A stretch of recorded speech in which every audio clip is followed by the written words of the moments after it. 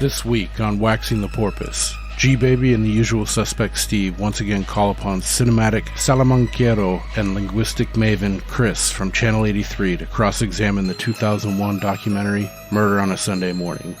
Join us as we discuss our shared echolalia affliction, try and parse out tickling and balloonery, reminisce about Napalm death and Huell Howser, and review one of the best courtroom documentaries ever known to man.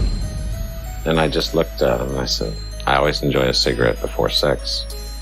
Baseball. Let's wax this wrongfully accused porpoise.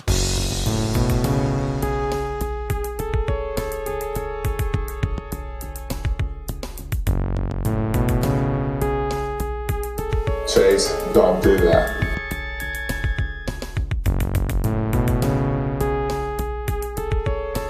You see, we working on his brow chakra.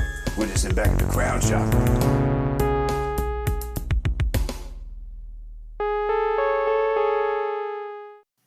All right, gang, welcome back to another episode of Waxing the Porpoise. We are gathered here this evening to discuss kind of a hybrid topic this time. We're going part true crime, part film review, because we're actually reviewing a documentary from 2001 called Murder on a Sunday Morning, which if this film, by the way, doesn't give you a full-on justice boner, then I don't know, you need to go back to C-SPAN or Court TV or something, you freaks. Anyway, without further delay, to guide you through this dong of justice, you've got myself, Jim G. Baby. My name is John Johnson, but everyone here calls me Vicky. And as always, we have the Goose to my Maverick, the Kevin to my Buzz, the Doc Holliday to my Wyatt Earp, the usual suspect, Steve. Baseball. Also, once again, we are pleased to have join us the reigning wax champion and human cinematica atlas obscura, Chris from Channel 83. Now that you are the video word made flesh, you know what you have to do. Hello. Yo, how are we doing, fellas? Doing good. Awesome. I know I speak for Steve when I say we're glad to have you back on, and I'm especially hyped to talk about this case, this documentary. Glad to be back. Word. I guess we kind of strayed from this before we get going, or before we jump in dick first here. How have you fellas been doing? You guys got anything new or noteworthy you want to talk about or rap about before we get into it? I would like to red pen myself from the last time I was on. Telly Savalas is not Israeli. He's Greek. And also Christian Bale was born in Wales, but he's actually English. So Steve saying that Welsh people are nice still stands. Any mother pushing down the stairs, notwithstanding, doesn't count anymore. How was he English if he was born in Wales, though? That was my first question. I guess it's just like a different ethnicity, although we don't necessarily see it that way in America because we're just like, oh, they're all white and they're all on the same island. They must be the same. But I guess to them it's different. Okay. So. But he's born in Wales. Well, no. So like his parents could be from, Oh, okay. Yeah, I guess that makes sense. Like kids that are born on Air Force bases or whatever, they're not German just because they're born in Germany. Right. Yeah. His parents are like from like Leicester, butt fucking Ham Palace or something. Yeah. So he's not actually Welsh. That's my favorite palace.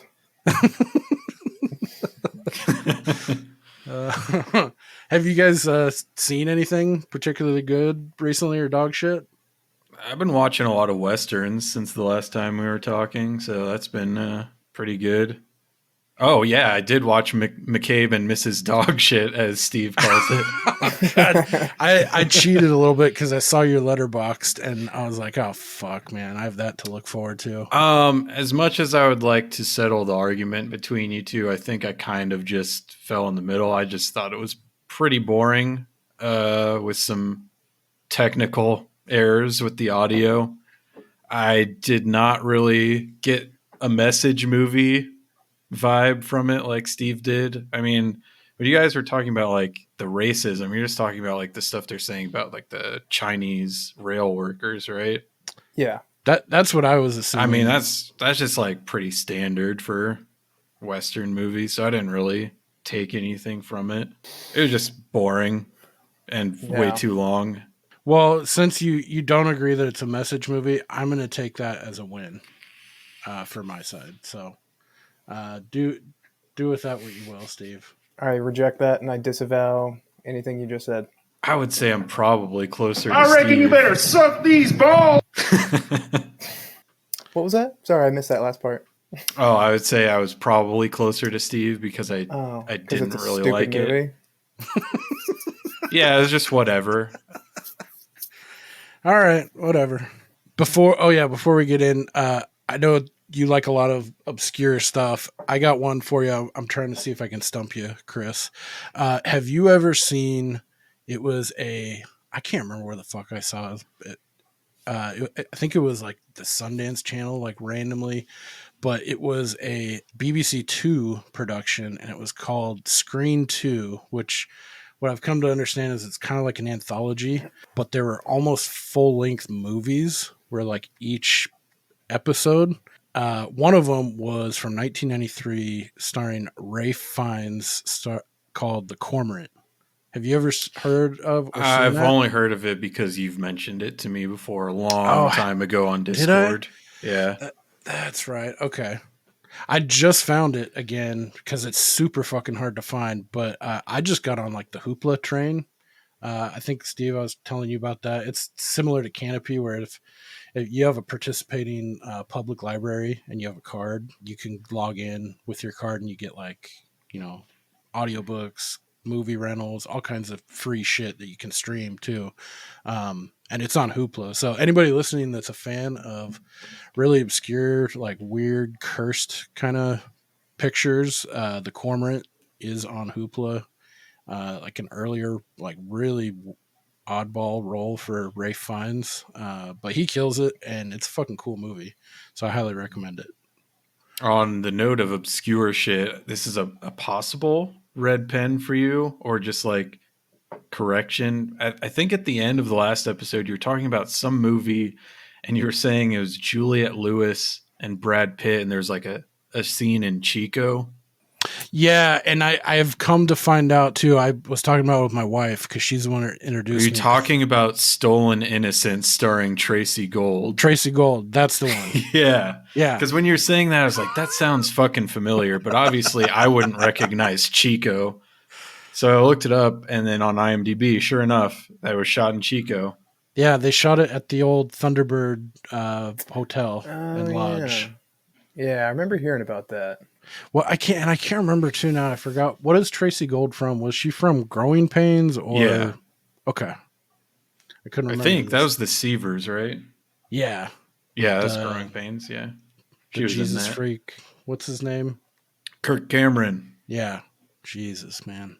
Yeah. Okay. Yeah, that's funny. I was talking with my wife about that, and she's like, "That wasn't Brad Pitt or Julia. It was Tracy Gold." I was like, "Fuck! I don't know how I got that from there."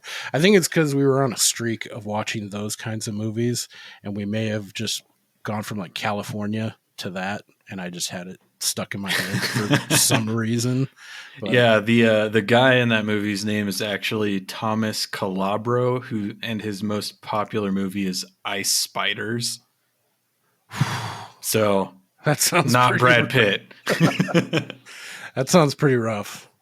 Ice Spiders. I remember when I was a teenager, everybody was talking about how good Natural Born Killers was, and I finally watched it. I was like, this movie sucks. I don't know what you guys think, if you liked it or not. Same. Yeah. Okay. Never seen it. I get it confused with The Usual Suspects, which I've also never seen. Oh, Christopher. Usual Suspects is really good. It is. Whichever one was the one that was written but not directed by Tarantino, I started watching it and I was like, I can't fucking do this shit. That's Usual Suspects, right? No, that would probably be... It's like one of the only movies he's written but not directed. Huh. I'm going to have to look that up after this because I didn't know he was attached to it in any kind of way. It doesn't really feel like a Tarantino. From Dusk Till Dawn? I mean, that's definitely got more of a Tarantino kind of flair, but I guess I could see it like if I'm thinking about like Reservoir Dogs. I can maybe see some of that in Usual Suspects, but it feels very distant from anything that would have his hands on it. But So it is Natural Born Killers. That's the Okay. one story by Quentin Tarantino. So he probably wrote the original script and then it went through several revisions. Yeah, it's horrific. I didn't care for it at all. yeah, I agree wholeheartedly. That was one I just had never seen, and by the time I think I was like 20, maybe 28 or 29 when I finally watched it, like shortly after met Kelsey, she's like she had never seen it, and I was like, yeah, let's watch it, and it was really bad. I wanted to like it. I gave it every opportunity in the world. It was just too much, and it at the end of the day, I felt like it didn't have a lot of substance. Like it was almost like a fucked up carnival ride. Yeah. It was just trying too hard to be that thing. But Usual Suspects is great. That's like one of my favorite movies to quote. There's so many good ones in there. Yeah, that is an all timer for sure. I'm sure you're probably aware of the big twist in The Usual Suspects, or at least you. I'm sure you have Isn't to. Kevin Spacey Kaiser Soze? Maybe. He's supposed to be Spoiler Turkish. alert. Some say his father was German. Nobody ever believed he was real. I think even with that knowledge, it's enjoyable. There's quite the cast. Yeah, it's got a good rewatchability too. Because even knowing that, I think for me at least, it's easy to like put that outside of my mind. And there's a lot of stuff throughout the film that doesn't stick with you, but when you watch it, it kind of it reactivates a little bit. But yeah, even with that spoiled, I say go for it. But I mean, Stephen Baldwin, Benicio del Toro. yeah, that was like a last kind of salvo for Stephen Baldwin, I think, of anything of quality that he had been a part of. Poor Didn't he fella. become? Is he the one that's like a born again Christian now I and think like so. super crazy? I feel like you could say the same of Daniel as well. And I actually, my kid found something that Billy Baldwin was in, and he takes ownership of like a old decrepit like aquarium, and it's like a real Hallmark cheeseball piece of shit. So I mean, fuck, all three of them could be on that train by now. Nothing good though, that's for sure. Good times. All right, enough of that stuff. Let's get into the big dog here. What we're talking about this evening it's a documentary again, like I said, but it's on a true crime case called Murder on a Sunday Morning, which actually won I always forget this too. It actually won the Oscar for Best Documentary Feature in 2002, but it feels like it flies pretty low below the radar. It follows the case, and I like how the film was shot too. It follows the case nearly in real time as it unfolds, the actual case proper, which I feel like for the year 2000 is at that time was relatively unprecedented. Yay or nay? Maybe now that's more of a something that you would see or have seen, but I think at that time it felt like for that time it was pretty unique, like way of shooting it and storytelling. Was it 2000? I thought it was 1996 for some reason. No, the events occurred in 2000. The documentary was shot and released in 2001. Damn. And I was way off. And then it went up for the best documentary the following year in 2002, and it won for that year. Okay. So the locale that the case takes place in is Jacksonville, Florida. The event itself unfolded within the space of 2 hours on early morning Sunday, May 7th, the year 2000, where a gal named Marianne Stevens, who was visiting just as tourists with her husband, James Stevens, she was shot and killed nearly point blank, and her husband, James, made the assailant as 15-year-old school kid Brenton Butler, native to the Jacksonville area, who was, as we will soon become intimately aware, in the wrong place at the wrong time. So, like I said, this one flies for being an Oscar winner. That always surprises me when I come back to this. But have you guys ever heard of this or familiar with it at all? This documentary? My only knowledge of this is from years ago when you had told me I think what is arguably the best scene in the entire movie is like this 30-second little soundbite, which we can get into later.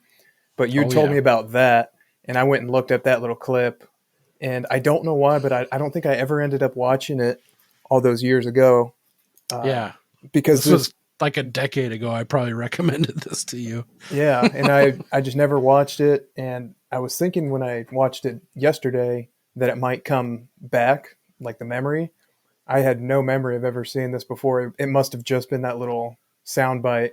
So that was my only. So good. I imagine a decade ago is probably pretty hard to find. Actually, it was super. It was on YouTube for forever. Damn. And they just took it off. Like, it had to have been in the last couple of years that they took it off, because I saw there's other articles that link to it. That's now a dead link for YouTube. But yeah, it was available for free forever. That's how I saw it originally. Was like I was just in a YouTube like rabbit hole and came across it and just got glued into it for an hour and a half or whatever. But yeah, I completely stumbled across this randomly, and it really stuck with me. It's like one of my favorite like kind of true crime. Like, I feel like this is what like the whole Making a Murderer stuff was trying to capture. Like, there's similarities there, but this feels a lot more I hate to use the word like organic, I guess, maybe, or just raw, like no frills. It's not trying to like play anything up. Well, I think it's I think it's like I think it's a better version of that type of thing. Like, because even the Making the Murderer, it's been a while since I watched it, but I remember at the end thinking like, I don't know, I think he still might have done it, even though the cops were kind of crooked, and I felt bad for the kid, obviously, but I mean, this one was so black and white. The kid didn't do it. And yeah, I think it had just more of an impact in that way, where you see some of these, this guy was wrongfully convicted, where it's still a little ambiguous, like even when we talk about OJ and stuff, it's like, well, we don't know at the end of the day. It's like, oh no, this is unequivocal. There's no question at all about this kid in this case, but they still fucking railroaded him. So I think that's why it had such an impact. And yeah, like you were saying, it's so crazy that the film crew was on this from the very beginning, like as soon as his public defenders were appointed. And I don't know if I've ever seen any movie or documentary where they're there at the very beginning and it just happens to turn into a really compelling case. But then again, I don't watch a lot of documentaries or movies, so there is one other one that's like that, and it's actually directed by the same guy. Really? Yeah, so I hadn't heard of this until you were like, hey, do you want to talk about it? And I looked it up, and I saw the director. I was like, that name sounds familiar. It's the same guy that directed The Staircase, if either of you have ever seen that. Oh, yeah. And so I haven't seen I had the same feeling. I'm like, does this dude just like go around filming everything and get lucky? Like, how does he have these two things where he's there right from the beginning of like these pretty interesting cases? Yeah. Yeah, it's fortuitous for that guy to be able to catch something like on the leading edge, like that. The Staircase is fucking really weird. Yeah, that's like an all-time for me. I mean, it's obviously too long to be talked about on this show because it's like, I want to say it's like 16 hours in total. It's really fucking long. And I think they just, for whatever fucking reason, Netflix did like a dramatization of it. I think it was HBO. They did. They did a fucking whole series, like almost like mimicking. They obviously they play into the drama. They add some of like the like it's a production to it, but it felt like overkill. I only watched like the first 2 episodes just to see kind of what they were going for, and it's like I've already seen this. I think Netflix did like the covering the case like proper. HBO did like they casted what's his name who did the King's Speech, Colin, whatever the fuck his name is. Firth. Yes. Farrell. Firth. That's right. They cast him as like the main dude, that Michael whatever, and so they put their Hollywood stamp on it. But I remember back when it was like, wasn't it a podcast first? Because I think you told me about that one, Steve, and and it had all these weird twists and turns, and the whole thing. I was like, what the fuck is when you told me about that fucking eagle or the owl? It's an owl, I think. Yeah, that shit. I was like, dude, this is bonkers. I need to put my ears on this. So yeah, I will say though, it is not actually a Netflix documentary. If that turns you off, it came out like in 2009. It's just one of those things where they bought and then now they're like Netflix presents, which irks me to no end. Yeah. Yeah. Because to your point, when you're talking about making a murder versus this, I feel like we are in a very dark time for true crime documentaries because they're all coming from Netflix. And one thing that they are great at is turning 30 minutes of information into 4 hours of content for just like the most mundane shit. And they've saturated that fucking market, but there's people that just eat that shit up. So yeah, if there's a will, there's a way. So, I mean, I'll be honest, I've watched a lot of them, but I'm never like, this is awesome. I'm just like, okay, there's 4 hours of my life. Yeah, they're pretty few and far between. And not to belabor this documentary we're going to talk about, there was a really good one. I can't remember what the fuck it was called. I think it took place in Ireland. It was about God, I can't remember what it was, but that one was really good. And it took place almost entirely, I believe, in Ireland. I'm blanking on the name, but yeah, that was like 1 out of like 10 that I had saw and gave up on. And that was the only one that actually had some like substance to it that I really enjoyed. But yeah, they have a certain kind of packaging and a sheen on their stuff that they put out that's pretty ubiquitous now. But back to murder on a Sunday morning, it feels a lot more raw and like documenting. Yeah. Yeah, one thing that I thought was really interesting about it was, and it was bizarre to see because, like we've talked about before, I like to watch some of these trials that are going on in real time. And the thing that was different about this is you could actually see the jury, which was really weird because whenever they televise these trials or live stream or whatever, you can never see the jury for obvious reasons. But you sometimes hear from people who go and sit in the courtroom like, yeah, the jury didn't seem to believe this witness, or they like kind of cringed when they heard this piece of evidence or whatever. So it was cool to just be able to actually see them in person to kind of get an idea of just kind of what their facial expressions were like. And I guess you don't really know because they could have edited things at certain times to look a certain way. And but yeah, I thought that was really interesting. Yeah, when I think back to like when you see the jury, they all look pretty stoic for the most part, but there is one part where there's this one gal that looks like this white lady that's probably like in her mid 30s, and somebody says something and her eyes just go big and she's just like that. Yeah. That's the only yeah. I remember that exact moment. I was like, oh Jesus. Oh. Do not let my calm demeanor fool you, Ranger! All right. So I guess just getting into like some of the key players in this real quick. Obviously, first we have Brenton Butler, who is a 15-year-old black kid who grew up in Jacksonville, and he was targeted for this. He was made early on by the only eyewitness in this case. And so the public defenders that picked him up were a 2-person team consisting of one, Ann Fennell, who was like a 20-year at this time, I think, even in 2000, she's like a 20-year vet of the public defender's office in Jacksonville, Florida. And she's great in her own right. I think if it weren't for the next guy that we're going to talk about, I mean, she would have been the star of the show, but I still feel like she shines in her own right. But obviously, most of the spotlight goes to the big dog, Patrick McGinnis. Just a badass motherfucker is the best way I can sum him up. But he's also like a 20-year, I think 25 plus year vet of the same public defender's office. So that you can tell those two have a really good rapport in the documentary, having worked closely together for like 20 years. Yeah, this guy is just like a fucking monster. I love him. Dude's a character for sure. I was like, he's like the fucked up love child of like Powers Booth and Dauber from Coach mixed with a bulldog. Dude, I put specifically he's got bulldog jaw on lockdown, man. The underbite. Oh yeah.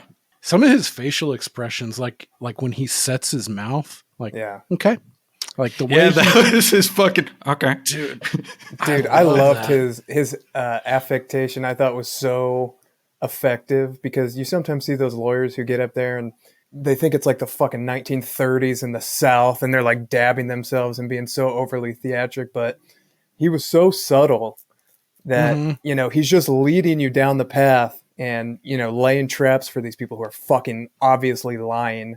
And you don't have to come right out and say, you're a liar, you're a piece of shit. You can say all of that when you ask a question and you get the answer you're expecting, and then you go, okay. And then you just move right on. You know, you don't have to insult the people's intelligence to be like, did you guys hear what he just said? That didn't make any sense, did it? It's like, okay. And just moves on. Like, I fucking love that.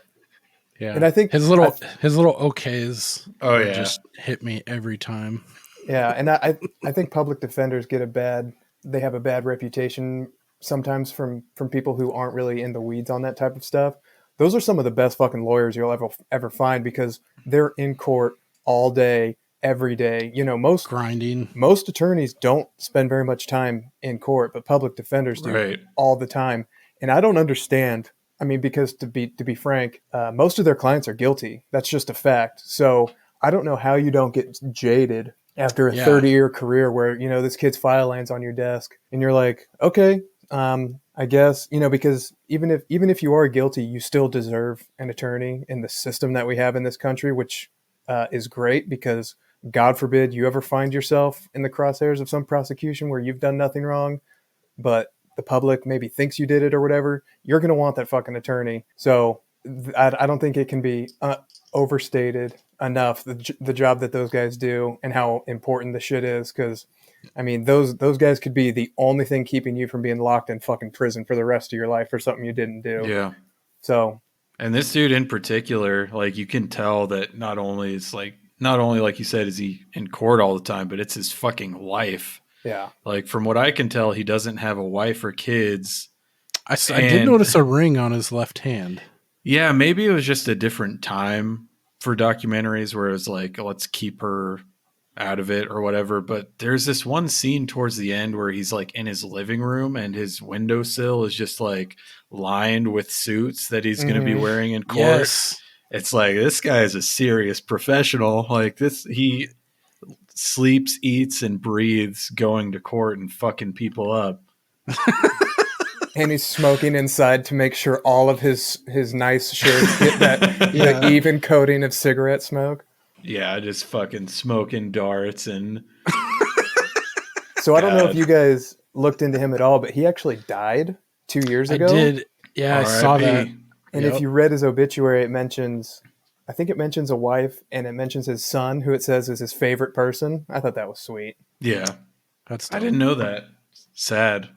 Yeah. Yeah. When I was looking this up, I was like, oh fuck, maybe I wanted to Google and see, is he still practicing? Like, what the fuck's he up to? And yeah, he passed away in March 22nd, 2021 of bone cancer. Yeah. I mean, I think he mentions he was about to turn 50, so he'd be like 71, 72. Yeah. Yeah. Exactly. Like that. Yep. Yeah, we'll get towards the end. I went through a couple obituary sites, and they actually had like a 3-minute interview with him that I watched where he talks about his background. Like he's like Irish, and he grew up Irish Catholic, and he had like 9 brothers and sisters, and there's some interesting stuff there about him. But that is a funny that you picked up on that, because I picked up on that too towards the end. I was like, look at all those fucking suits he's just got dangling. Like he's like living just like a renegade right now, smoking. Like when he's like, I'll probably go to bed at 10, then I'll wake up at 2:30, go over all my notes over the past, year, 6 months of the case and get my, his closing argument set up. And yeah, it definitely seemed like he eats, sleeps, breathes fucking justice. Yeah, this guy's fucking awesome. and he's one of the main stars of this show. I think without him, his personality and his like cool kind of charismatic nature, that it'd still be an interesting case, but it wouldn't be what it is. So I guess moving into the actual case, the prosecution's evidence in this case lived and died with two key pieces of evidence, and that's all they had. One, as we alluded to earlier, was the victim's husband, James Stevens, positively identified Brenton Butler as the killer of his wife, Mary Ann, like immediately. And then two, the defendant, Brenton Butler, gave a statement, quote unquote, to the police that same afternoon of the murder, admitting to the murder or the shooting, which we'll get into. Highly coercive situation that he was put into, which again kind of eerily mirrors the whole making of a murderer thing, but this one feels a lot more clear cut. So we start off with kind of identifying the detectives, the shitbag fucking detectives who did zero work on this case and then just tried to just jam it down the state's throat, I suppose. We start with Detective Williams and Darnell, who began questioning Brenton Butler the same day of the murder at 12 noon. But I guess before that, we should back up to like how he was spotted. Steve, do you want to talk about that part? Like how, like that first officer who was on the scene? Yeah. I even want to go back a tiny bit because yeah, please do if I missed something. I love this fucking documentary so much, but it was so infuriating at a few different points. But it also made me feel better because most police departments have come a long way from this time, even though it's only 20 years ago, as far as, well, police departments and the courts in general, because this eyewitness testimony is such fucking bullshit. There have been so many cases that are overturned because people are not good eyewitnesses. And it gets even worse when people are under stress. It gets even worse when there's a weapon involved. It gets even worse when it's a person of a different race than you are. I mean, there's so much research about this now that if this case happened today, and I don't know because they don't show you everything in the documentary what happened in the trial. If this happened today, you would have any number of expert witnesses to come in and be like, this eyewitness testimony is bullshit. You don't know what you're fucking talking about.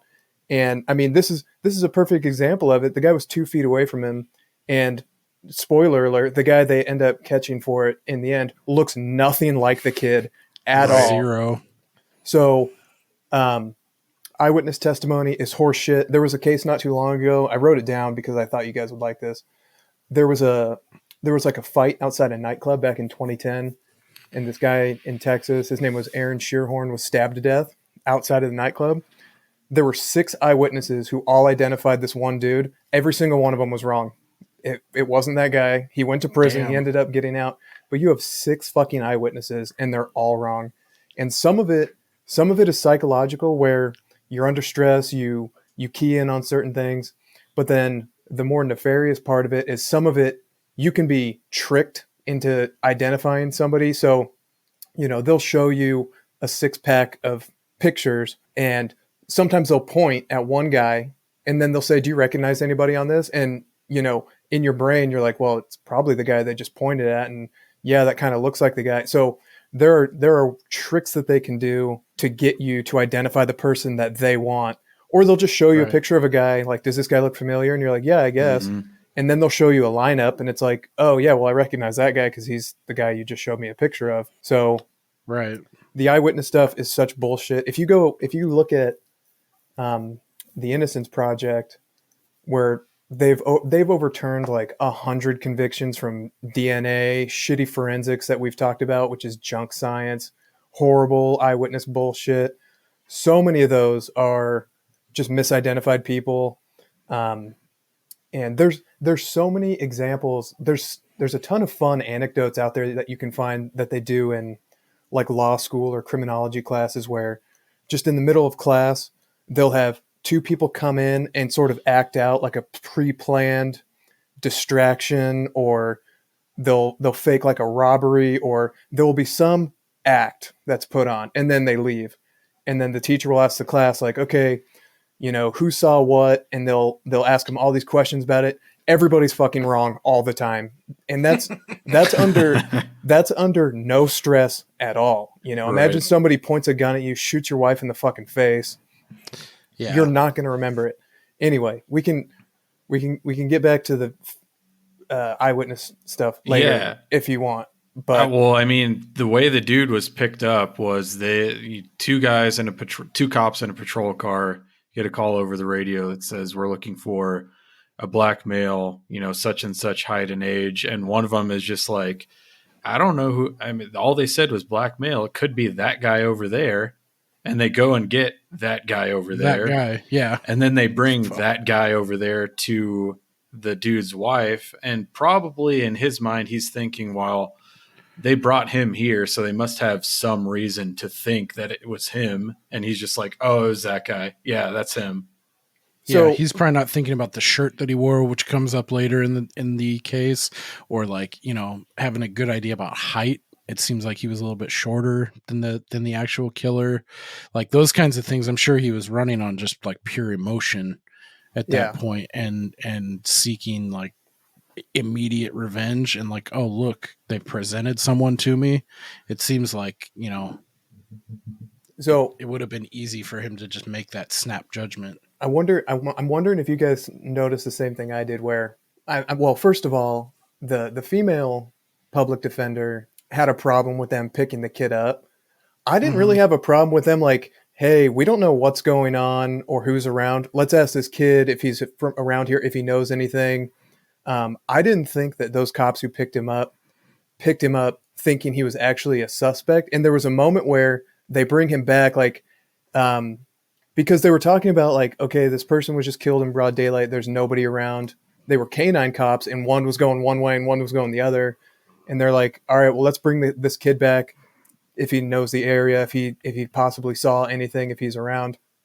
And that cop says that when he brought him back, and the husband is like, oh, that's the guy. He even had a look on his face like, what? No, this isn't the guy. Like, we're just bringing him back as a witness, because I'm sure in his mind he's thinking, if this is the guy that just shot your wife, why is he just going to be like meandering around? Why is he just hanging around the neighborhood? It doesn't make any fucking sense.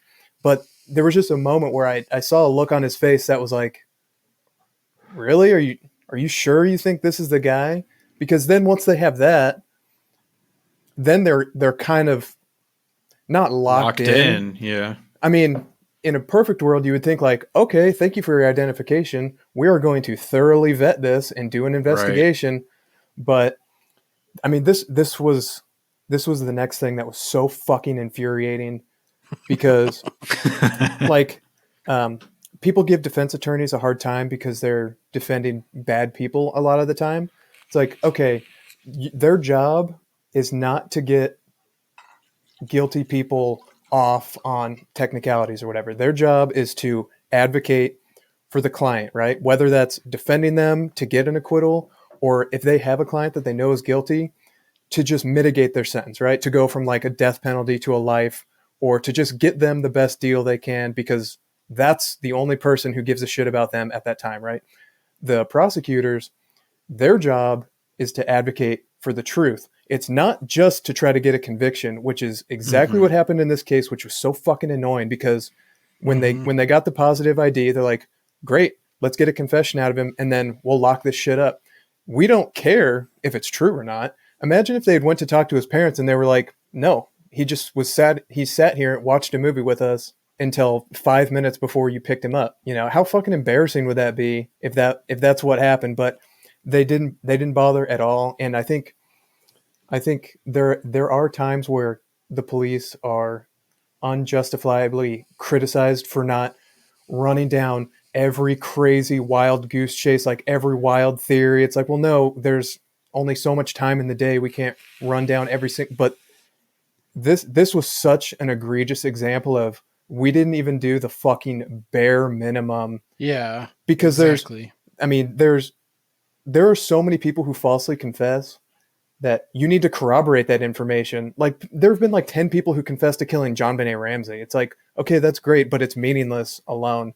And the fact that they didn't have audio or video recording in the interrogation room is horrifying. thankfully, I think that's changed now. I saw an article that said at the time, the sheriff's office was in discussion over implementing video recording during the interrogations, and they had purchased all the equipment, but the state's attorney's office had requested that they hold off on implementing it.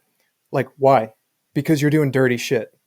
And yeah, so I mean, between that, I didn't some more time so we can figure out how to fucking bypass this. Yeah, whenever it suits our whims. I didn't look this up, but I know a lot of jurisdictions now, they won't even allow you to interrogate a minor without a child. And I guess I should circle back one more time to something that I've said before, and I'll say it again 1,000 fucking times. The name of this documentary may as well have been "Don't fucking talk to cops when you don't have a lawyer," because this is exactly how an innocent person can get caught up. So watching this entire documentary, I was thinking like, this kid's going to jail for the rest of his life. I didn't know how it was going to end, but I was. That's why it's so tense. The first watch, I felt the same way too. Like all the way, like the last 20 minutes of this, your first time watching it, are so fucking tense. Like, yeah, I wasn't sure either. It's much more of a relief watching it the second time. Like, you can focus on other things, you know. But it is very tense the first watch. Yeah, and I also got the impression that the cops that were on the beat did not think he did it. And even in that deposition, he was just being so honest about it. It almost seemed like he was trying to get them not to pursue that case by saying, like, we kind of just picked him up for no reason. And then some dude fingered him. Yeah, and then it seemed like these crooked-ass fucking idiot detectives are the ones that jumped on it. Like, once they brought him in and they were like, oh, open and shut, easy, you know, like eyewitness, the husband was right there 2 feet away when his wife got shot, said it was this guy. And then, you know, they start grilling him and he's 15 and they were like, okay, we can manipulate this kid easy. It'll be, you know, open and shut. So I think, yeah, they had a hand, or they had the hand in forcing this.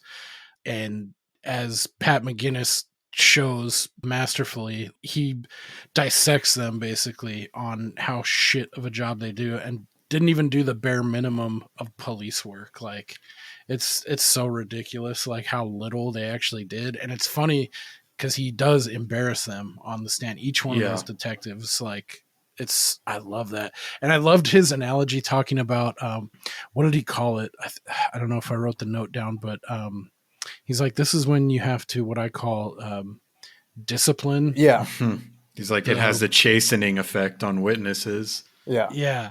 It's like, if you have to be willing to embarrass or call them out on their shit if they're lying, otherwise they're going to keep lying. He uses the analogy, like, if you get a puppy or a dog and it's wetting the carpet, if you don't punish it, or if you just let it, it's going to keep wetting the carpet. He's like, you come at it in the nose with a newspaper, it's going to stop wetting the carpet. And he's like, the same is true of these individuals. I was like, that's awesome. So condescending in the best way possible. Yeah, and that condescension, I think he there's these little, like, he has glances, like when he's cross-examining some of the detectives that are fucking just gold, and like, and then some of the more overt ways that he's embarrassing them on the stand. He's not doing it super theatrically, but he'll add a little bit to his cadence, or he'll like elevate his voice, or like look at him and or just like okay, what did you do? You know, like that kind of stuff. Oh, I love that. Yeah, he was great. Have either of you seen Donnie Darko? Oh, yeah. Yes. So did the prosecutor remind you at all of the teacher from Donnie Darko? The one that's like, he told me to forcibly insert the Lifeline exercise card into my anus. She has like the same demeanor and accent as that I forgot about teacher. What is her name? I don't know. She's been in a few things. But she has. Yeah, she's in a lot of stuff. I'm seriously doubting your devotion to sparkle motion. Yeah. Oh man, that main prosecutor was such a fucking bitch. And even some of the times she was objecting, and she wouldn't even say what. She would just stand up like, come on. Yeah, exasperated. Like, what is it? Like, say what your problem is. Objection. he is torching my case right now. Yeah. It made me think of in Liar Liar, where he's like, I object. And he's like, on what grounds? He's like, because it's devastating to my case. Yeah. That is a good line. I don't know if you've ever heard I can't remember what the expression is, but it's like, if the law and the facts are on your side, you pound those. But if they're not, then you pound the table. And I was getting a lot of pound the table vibes from her. Like, come on, what are we doing here? And that's why, like, there's nothing better than watching a skilled cross-examiner pick somebody apart like a fucking bloomin' onion. Because it really is. Dude, those cops were, and I support cops. I think they're very important. But those cops were so fucking smug, and they did such a terrible job. And they got progressively worse, in my opinion. So I think the way they shot it was perfect, because there was the first cop. Up.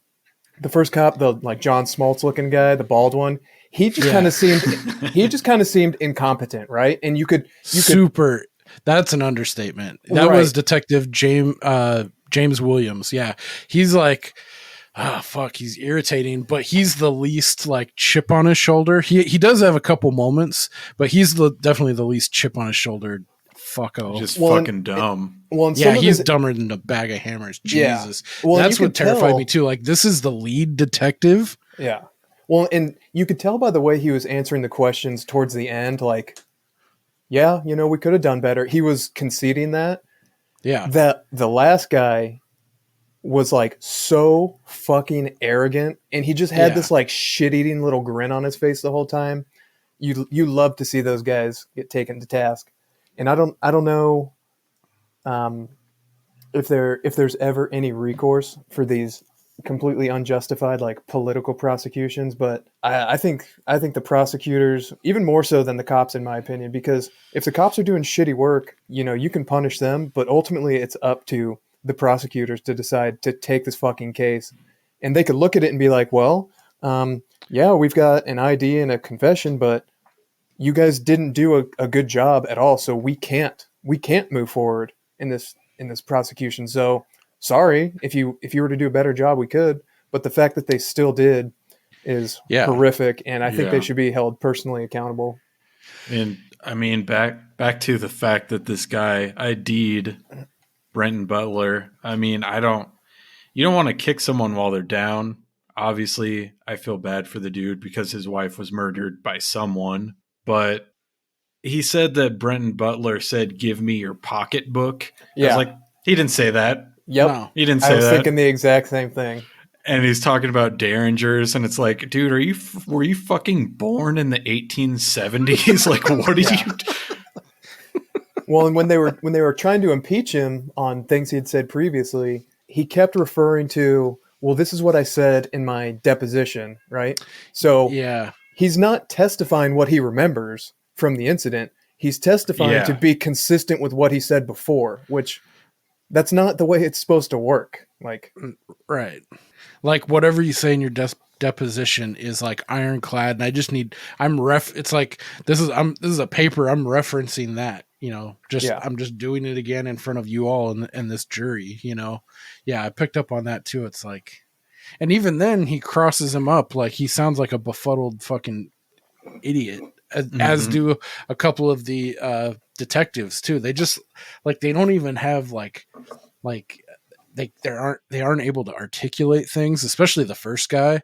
And it was like so glaringly, like, kind of horrifying, terrifying that these people that are like leading these investigations like can't even articulate themselves like better than like a 20-year-old kid. Like, fuck.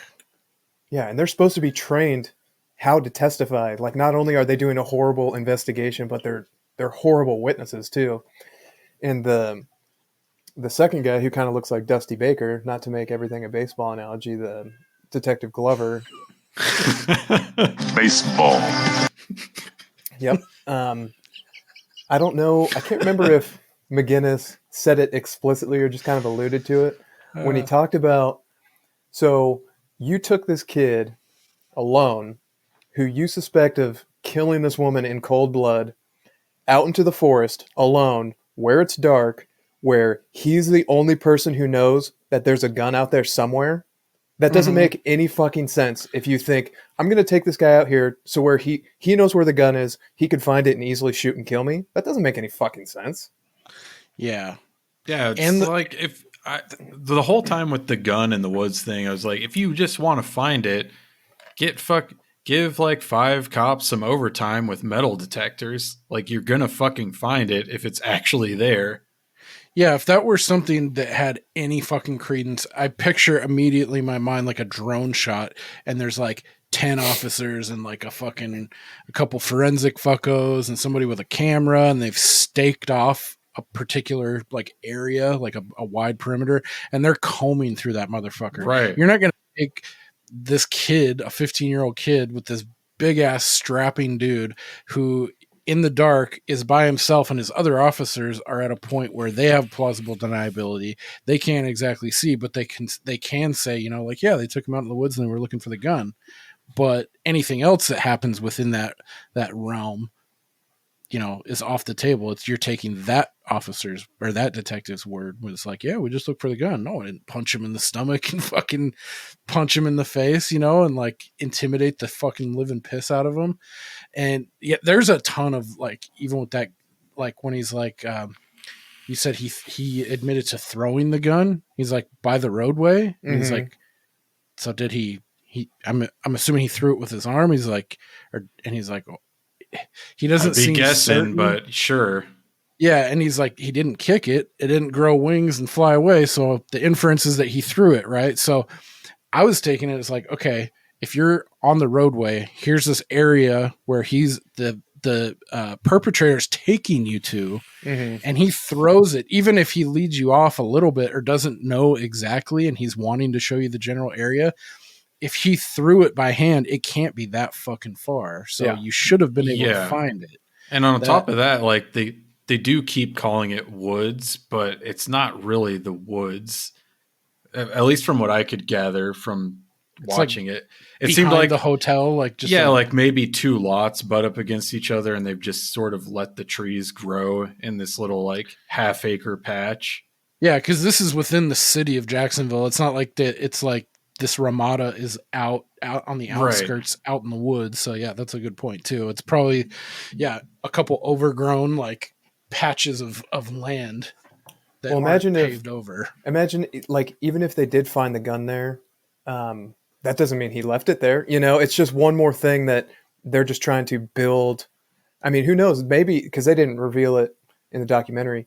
Maybe the husband said that when the guy shot his wife, he saw him run that way or whatever, which is why they were so dead set that he ran through those woods and they were sure they'd find the gun there. Can you imagine how shitty that would be if they actually did find the gun? They're like, see, this is where it was. Like, yeah. That would have been another extra hurdle for his defense to have to try to overcome.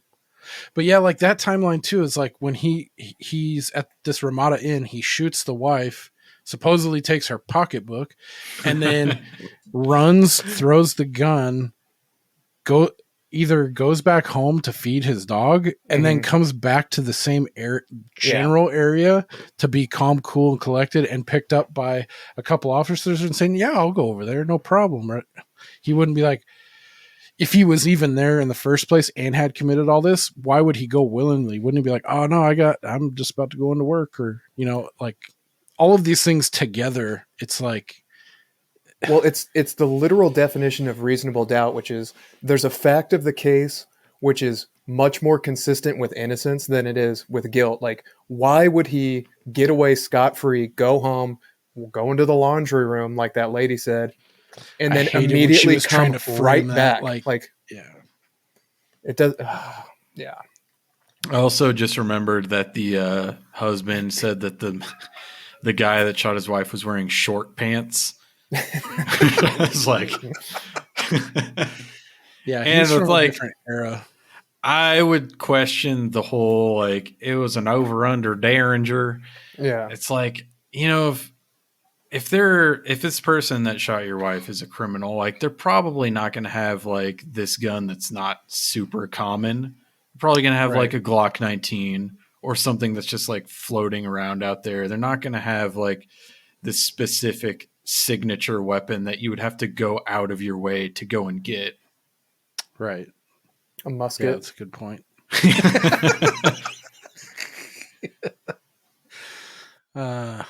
Yeah, this dude definitely has, like, you reminded me of like one of the fucking egg farmers from Napoleon Dynamite. I don't know if you guys remember that. It's kind of a obscure poll, but I don't remember the egg farmers. I've never seen it.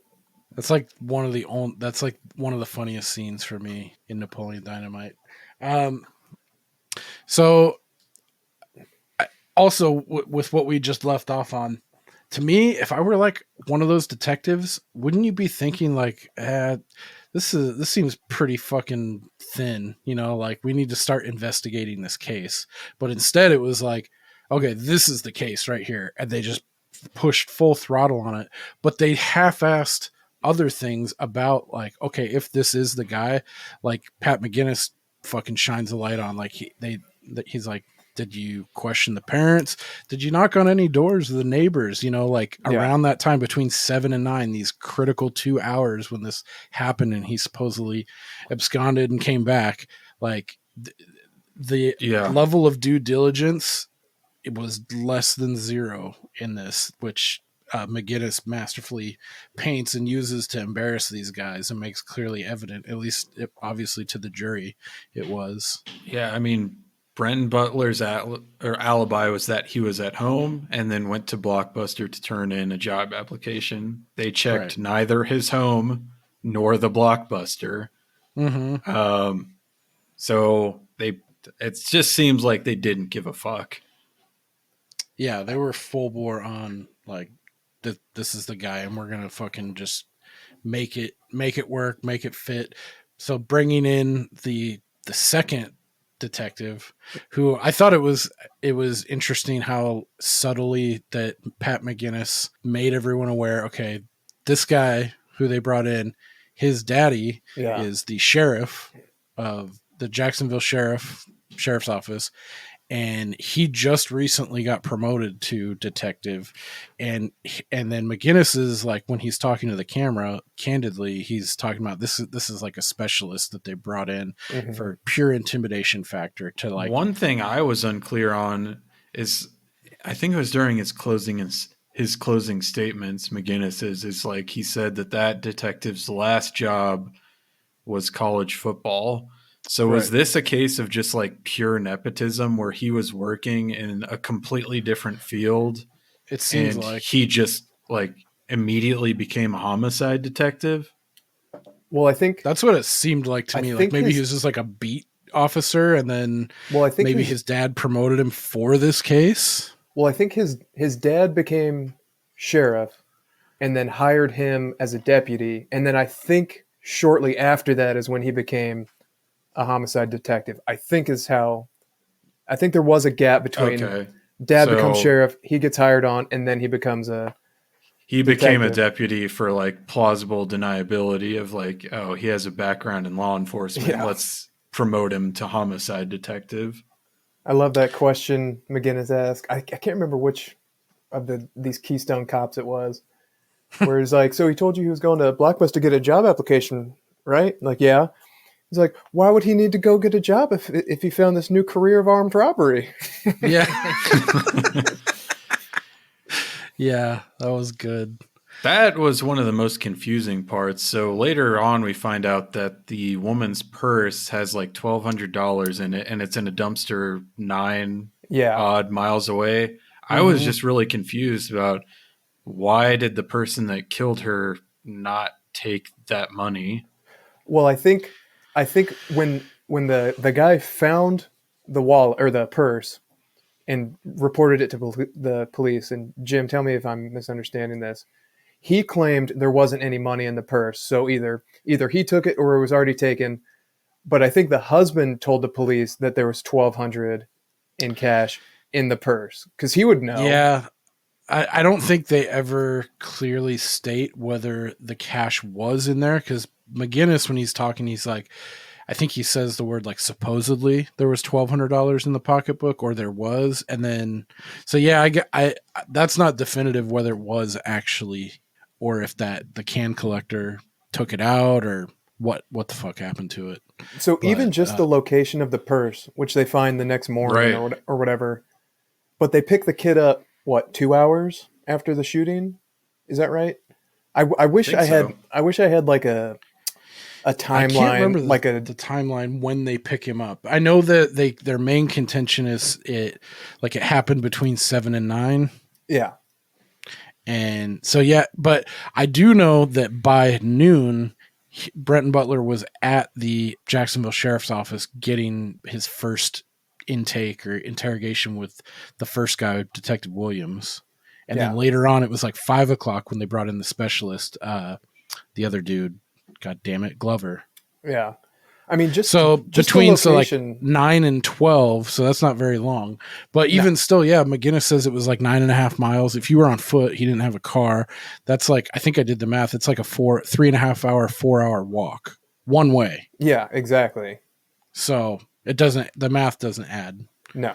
Yeah, I'm surprised they didn't push harder. Maybe it did, and it just wasn't included in the film. But that's a pretty big fucking piece too. Like, how did that checkbook get all the way over there? Yeah. Gun be damned, like that's there physically. How does that happen? But I thought he was a fun character, the can collector, also named Mr. not to be confused with Mr. Stevens, but Mr. Stevens with a V. And his wife, she was a character. Yeah. But see, that's the other thing too. Like when it's like the stark contrast, you see the way Pat McGinnis is doing his investigative part as a part of the case, like actually going out and doing the job of the cops during this. I thought that's what struck me too, but like how thorough he was and checking up on all these leads and everything and these people that he was going to call to testify. Just like his bedside manner with them. Like obviously these people are, I mean, not to sound like a fucking asshole, these people are degenerates and he's treating them like his family. Well, it's Florida. All they're doing is picking up cans. Like, how are they degenerates? Maybe degenerates too strong. Like these are people that they're salt of the earth. Okay, fair enough. I'm a piece of shit. But the point is, like, those same detectives in the case would not have treated that guy that way, and like, whereas McGinnis, like, he stops when the wife moseys on over when he's talking. He's like, "Hey, how are you doing, ma'am?" Like he's just like, he's got a totally different mindset, which the cops like, and just the fact that he's doing their job at this point during the case is like, Jesus, man, like they didn't do anything. Well, did you also notice when McGinnis goes to the police station to look at the evidence and to look at the interview room, all those cops seem to like him. If he was like some scumbag piece of shit lawyer, like Better Call Saul or whatever, I imagine those dudes would be like, "You file your fucking paperwork and we'll give you whatever you need when it's convenient for us." But they seem to be like super buddy with him. So that should tell you a lot about his reputation. Yeah, and the gal and Fennell, it was like they were running their own kind of like game, too, like where she's sitting chatting them up and talking about this, and they're like laughing. That struck me this time watching it, like they weren't very adversarial at all in that scene where he goes to take photos of like the monitoring room and the interrogation room, the soundproof room, and all that kind of stuff. But yeah, that is weird. You would think that they would have been maybe not more antagonistic, but like less jovial to see these public defenders coming in. Like, I just figured he's probably in there all the time. Yeah. So there's like, why be a dick to him? That only hurts our case. Right. That's fair. When I was reading a little bit after one of these articles after he had died, they were talking about his reputation preceded him so much that some of these junk science experts that the state would try to bring on to talk about, like, I don't know, dog hair analysis or just some of the stuff, which is total bullshit. When they found out he got the case for the defense, they were like, "I'm not going to testify." Nope. That's awesome. I'm not going to subject myself to that. That's awesome. Yeah, I love this is a little bit earlier, but he makes a comment. He's like, talking about Brenton Butler. He said, What he told me about how the detectives had treated him made me angry. And as I learned more, I became increasingly angry.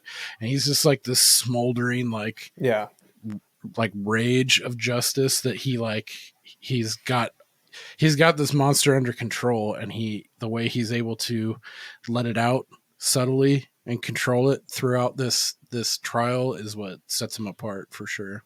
Well, and he just seemed what's like funny about it is that he's like, the way they portray like these one-track mind detectives in movies and like procedural thrillers, like he actually is that. Yeah. I thought it was kind of fucking interesting. Yeah. Well, and he just seemed like such a good kid, you know. How could you talk to him or watch like an interview with him and realize like this isn't just your normal, you know, street criminal piece of shit kid that they probably run across all the time. Like, he just seems like a nice kid. And how fucking nice were his parents? Like, his parents seemed like such good people. I felt so bad for them. There's a pond in their neighborhood, so you got to think like at least middle class, if not upper middle class. And then they all just seemed like, for lack of a better word, just like so square. Like just the dad seemed kind of nerdy. Mm-hmm. He's kind of nerdy, and they just seem like really nice people. Like you can't attack their character at all from what's shown in the documentary. Right. Yeah, the mom was a sweetheart. When they put her on the stand, that was pretty tough to watch. Her agonize over that, and then that's like the first emotion you get out of Brenton Butler too, because he's pretty damn stoic. For like, I give him props for fucking just being like steadfast, and I mean, he's probably fucking freaking out on the inside, but that was the one scene of emotion. Like, he's just got the one tear. Like, he's not fucking up there blubbering and like making a show of things. Like, he sees his mom and how it's affecting her, and he just starts leaking from left eye and right eye, and he doesn't make a show of it. He doesn't fucking theatricalize that, like, you know, draw attention. Like, it's like it seems very genuine. Like, he's fucking, this family's hurt because of like this bomb that's gone off in their fucking lives. Yeah. I mean, I feel like he probably took direction from his attorneys pretty well, because one thing they show him doing over and over is like taking notes while he's in court. Yeah. And, you know, no 15-year-old just going to do that of their own accord. So it seems like, as much as one of his attorneys is like, you know, having teenagers is not ideal, he seems like as close to ideal as you could possibly have in that situation. Yeah, and that gal too, they kind of set that up with the Anne Fennell, when she's like, you know, teenagers are hard to get on the stand. It's usually not advisable because they're not articulate enough. They don't have they're not detail driven. She says all these things, and then it goes right into like putting him on the stand, that segment. So it's like, you got to think that they had enough faith in him that he would have been capable enough, and that it was a good play, which it was. Well, it's a gamble. I feel like when he got on the stand, he wasn't super articulate. He could have nailed it a little bit better, but it definitely came across that he seemed genuine and like, you know, like this doesn't seem right. Like this is your shooter. No. Well, it's a huge gamble putting your client on the stand like that, because they could inadvertently say something super damning to their own case, or the other big risk. I mean, and these prosecutors were obviously super unethical, so I wouldn't put it past them to try to goad him into some sort of emotional response, you know, to just like keep badgering him over and over until he like freaks out and snaps and has like a short temper with him. And then they can point to that, like, see, I mean, look at him. I mean, look at this guy, you know?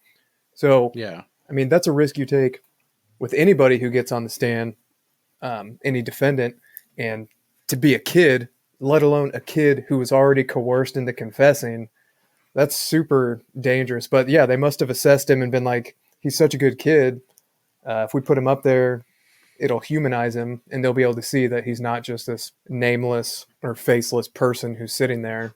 Yeah, I wish they would have shown more of his cross-examination by the state. I don't know if they showed any of it, but I don't think so. Yeah, I would have really liked to see what angle they tried to take with him, if they tried to rattle him or if they just asked him some perfunctory questions and then moved on. But yeah, I wish they would have included that.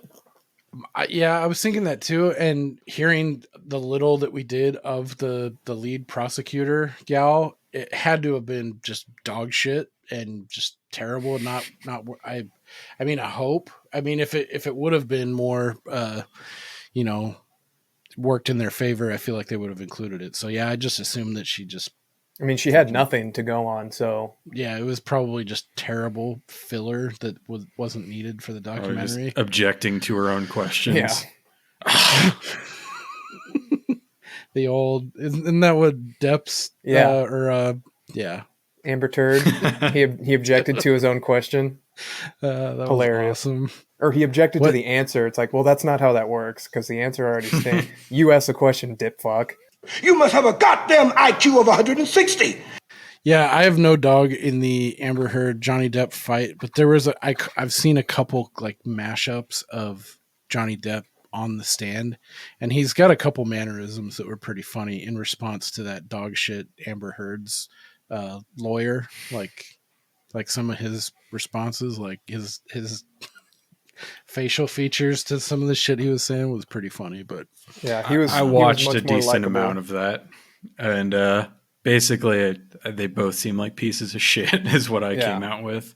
But we did get that gold, the local color, what was it, the grumpy Grumpy. God, that's so stupid.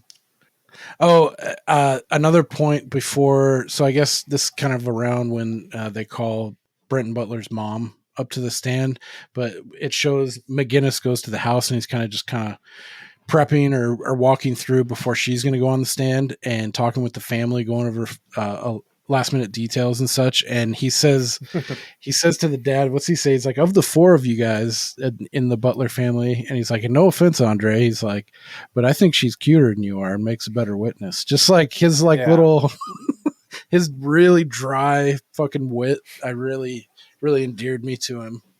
And he's like, I think a jury hearing about mama telling about her boy and being a critical witness that saw him 4 different times that morning, is going to make her the strongest representative from the family outside of Brenton himself. But yeah. And then the other thing too about that guy that you brought up, Glover, who kind of just came on the scene, this specialist, this enforcer guy, he wasn't even based on Detective Williams, the first idiot who got up. He was asked he's like, I was in Homicide Unit 3. It was headed by Sergeant Joyner, myself, Detectives Darnell, Biakowski, and Eason. So it seems like that guy wasn't even in their unit, in charge of this case. I could be wrong, or like they do cross-departmental stuff, but I think that adds to the side of, this guy was handpicked to be an intimidation factor in this case. Yeah. And I'm sure, the sheriff daddy was like, oh yeah, like I got this bruiser of a son. Let's like elevate him just for this instance, and that's where the nepotism bled in. Well, and it would make sense why someone would think that they could operate with impunity when dad's in charge. It's like, well, we can't just have anybody come in here and rough up a suspect, but we can have the sheriff's kid come in here because he's not going to get in trouble. So, right. It's a perfect candidate for it. Yeah. So this case reminds me of when you hear about like a plane crash, it's never one thing that goes wrong. It's like a chain reaction of multiple things that were missed along the way. And that's exactly what happened here. It wasn't like a bad investigation or a bad eyewitness or a bad interrogation or a bad prosecution. It's every single one of those things happened. And it just and there was multiple points in that chain, in those linkages, where it could have been stopped and been like, hey, you need to do this, and would have stopped it flat in its tracks, Right. That's the more frustrating part about this. There's so many opportunities that, like you said before, like the prosecutor should have been fucking reining these fuckers in, like every step of the way. Yeah, and I mean, to go back to something we mentioned earlier, when the state is looking out their window and trying to decide, like, what does the public want me to do in this case, good or bad, then they have failed. They shouldn't be succumbing to public pressure to either prosecute or not prosecute. It's like, you need to do your job, which is to seek the truth. And sometimes it really sucks if they decide like, look, we need to prosecute this person. So like, for example, I think we can all think of instances where they prosecute somebody they have no business prosecuting because they're innocent, but there's public pressure to do so. Like in this case, right? Like, fuck, the public needs an answer.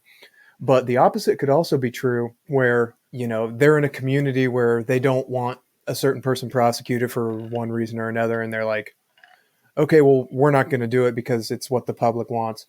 And I don't know how to reconcile it because they are there as a representative of the people, but that doesn't mean they need to bend to the whim of the people when their job is to pursue the truth, right? And so it's kind of a long-winded explanation, but an example of the latter would be, I don't know if either of you guys saw, there was that shooting at that Mexican restaurant down in Houston where the guy comes in, he's like pointing a gun at everybody, taking all their money, and there's a customer in there who has a gun, and he's like reaching for it, and then the armed robber turns away. The guy pulls out his gun, fucking shoots him 8 times.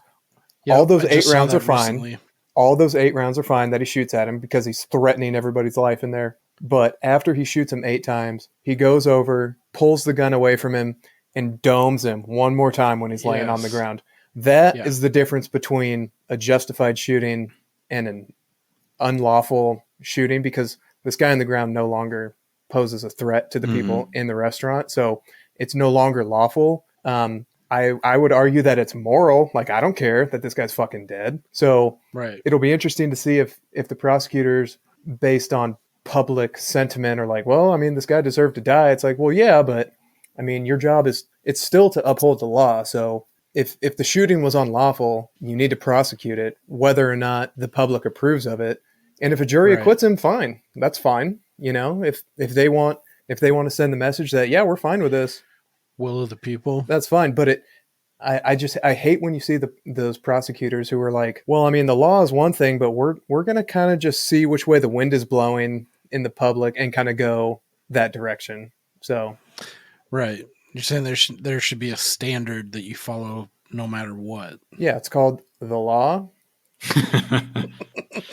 Yeah, I mean, that happened in Texas. He'll get off, but I'd be surprised if they prosecuted him, honestly, because the DA could bring charges on his own if he wanted to, but he sent it to a grand jury so he can sort of wash his hands of it, to be like, hey, they didn't return an indictment, so we're not going to charge him. Which, you know, again, I'm fine with the outcome. The guy definitely deserved it, but I don't like the bending to the whim of the people over versus doing their job. So. One of the things that is drilled into your head in Texas with like a castle doctrine or stand your ground laws, and I don't know if it's true, but this is just something that is repeated ad nauseum, is if you shoot someone, kill them, otherwise their family's going to sue you.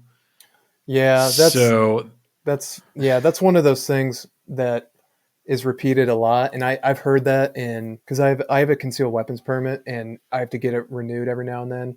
And those classes are full of really dumb people who think they know. And they say shit like that. Like, if you shoot somebody outside your house, drag them back in so you can get away with it. It's like, no, don't do that, because they're going to see that you drug them back in your house. And yeah, that sounds so fucking sketchy. Yeah, you sound like a psychopath now. So if you were to shoot somebody, you're going to get sued by their family either way. Right. So let me put this scenario to you.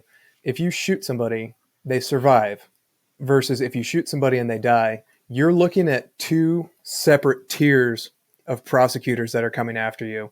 If it's like a aggravated battery with a deadly weapon or whatever versus a killing charge, like a potential murder or first degree or second degree murder, you want that person to survive.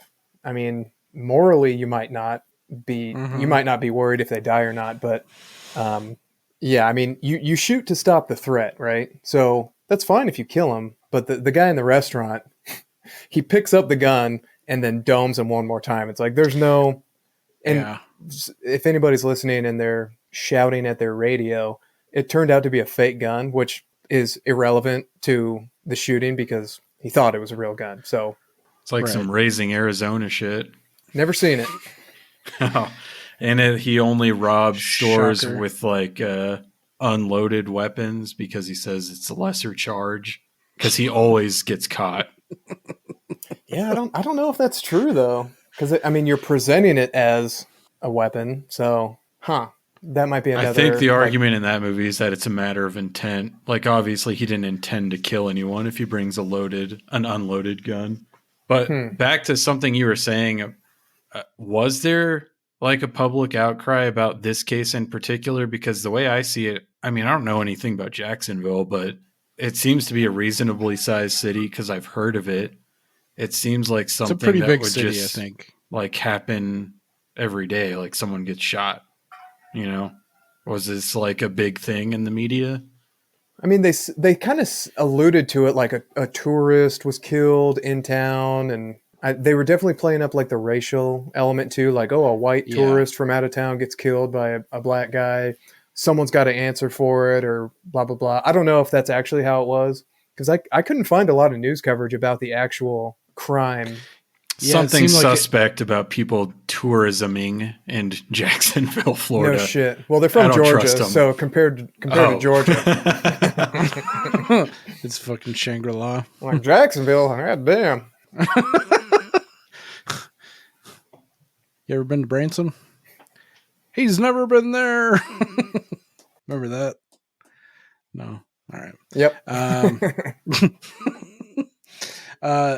Yeah, speaking to the ineptitude of the Jacksonville Sheriff's Department, I wanted to play a quick clip from the film of Pat McGinnis talking about this. Hit it. Quick. They knew they didn't have a case. The detective went in and he wrote out what he wanted. And he's a man who gets what he wants. And then he threatened a 15-year-old boy. And he poked him. And he displayed his gun. And he got him to sign a piece of paper. It was a pathetic piece of paper that made no sense. That never has been, since that date, supported in any way. There is no truth in it. But it was close enough for government work. I love that sting that he has on the end. Yeah, right at the end. Dude, it makes the whole thing. But so that goes into the next, like, or the last, like, shithead detective boss of all of this is my favorite cross-examination, which is Detective Darnell. Yeah. And so the other key piece of all this is, so, like, you know, the eyewitness testimony of, you know, the husband pointing the finger. The other part was this confession, this written confession, quote unquote, of Brenton Butler, which we've kind of skirted around at this point. But, and another thing too about the previous detective that that really struck me, and how incredulous McGinnis was when he's talking about how many witnesses did you interview, and he's like, this one gal I tried, but she was distraught, so not at all. And then the husband himself, that's it. And it's like, he's like, okay, who did you do a thorough interview of? Like, when he just like catches him with his pants down and he's like, you know, he's like a dog with a tail between his legs. Like, so this next detective is way more, instead of like, in not so many words, agreeing with this defense attorney that, yeah, I could have done a better job. This guy, Detective Darnell, is smug as fuck. And he's just coming up just like, he thinks he's slick shit. And what he did was basically elicited or, you know, coerced a written confession, quote unquote, that he himself wrote out and was half-assedly coming up with on the spot, probably intimidating, all the other factors that led up to that, like Brenton Butler getting assaulted. He's been in there, I don't know, probably 10, 12 hours being interrogated. And he's just writing down what he wants the confession to be, and probably giving him glances and making sure that, you know, Brenton Butler's saying just like, yeah, I did that. Yes. And he's writing out. And in this scene, main cross-examination with Pat McGinnis just rips this guy apart about this written confession, going over like sentence by sentence. And I thought it was weird. Like, and how he said like he must have looked into Detective Darnell's record, because he's like, you do this quite frequently, like in other cases, like bring someone in, there's probably a little intimidation going on, and then he's walking these perpetrators into their confession and writing it himself. I thought was just really weird. Super weird. Yeah. To write somebody's statement didn't they for do him? Didn't they do a similar thing in Making a Murderer with the Brandon Dassey? They kind of, but I don't know if they like sat there and wrote it down like themselves, like the actual confession, I can't remember. written confession. I think that they used his words, but they walked him through it, and he's like developmentally delayed or something, and was being interviewed without an adult in the room. I mean, at least there was video of that one, so they could go back. Like, it's fucking egregious that. And if we're continuing the baseball players, is this the Rafael Palmeiro? Yes, detective. Shit. Damn. Yes, dude. I was trying to think of a good one, and I couldn't come up with one, but that is so perfect. That is the worst fucking haircut I've seen. Baseball. Even when they show him in the hallway before he goes in to testify, he just looks like such a smarmy little fuck. Yeah. Like, yep, I got it right here, dude. So to preface this guy too, Palmeiro, fuck yeah, dude. I got another clip to play, and it's the infamous like best part of this fucking movie. But before Pat McGinnis cross-examines this slickered and shit Detective Darnell, he kind of reminded me of Predator 2's Bill Paxton, just this flashy fucking like piece of surveillance is my specialty. Nice, yes, dude. We gotta watch Predator 2 for Paxton alone, Steve. And Danny Gloves, dude. Should probably watch Busey. Should probably watch the first one first. I think you'll like both of them. Yes, yeah. I think for sure you like Predator, the first one with Arnold, like for sure. The second one's kind of a wild card, and there is a little bit of continuation. But yeah, you got Crazy Gary Busey, fucking Bill, Hips Don't Lie Paxton, fucking Danny Gloves. So fuck, how did I get to Predator 2? Oh yeah, okay, so this detective's a piece of shit like Paxton is. So before they cross-examine, they go on a small recess, and this is what happens. Pat McGinnis and this asshole detective share a moment. Before he came up for cross-examination, there was a break. I went out to have a cigarette, and as I pulled my cigarette out, he looked at me, and there's no love lost between us. And he said, suck down another cancer stick.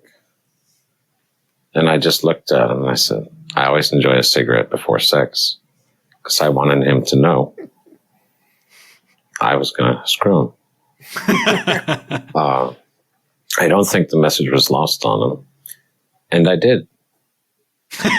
And I did, yes. All I could think about when I saw that for the first time was like that Thug Life meme that was real popular like 5 or 10 years ago. Just came down. Oh, yeah. Dude, yes. I remember where I was. Like, this is one of those scenes, like, when I fucking saw this, and I was just like, that's my dog! Like, if anything before didn't cement it, like, this part fucking does, that this guy's just G'd up from the feet up. So, yeah, he goes right into it, and he starts slicing and dicing this written confession. Some of his mannerisms really come through, because I think he's, like, full like he even talks about he's like kind of getting into that fight mode. It gets you in a certain frame of mind to cross-examine this guy like he's going into a street fight. Well, it's interesting because like the first guy who comes across just as kind of dumb, I could really see if you're an attorney losing credibility with the jury if you just start dogpiling on this guy, right? But the more they push back, the more you can push back, because this guy was like trying to wiggle his way out and like play semantic games. And I really liked when McGinnis was talking about. He's like, unknowingly, did he say that or did you say that?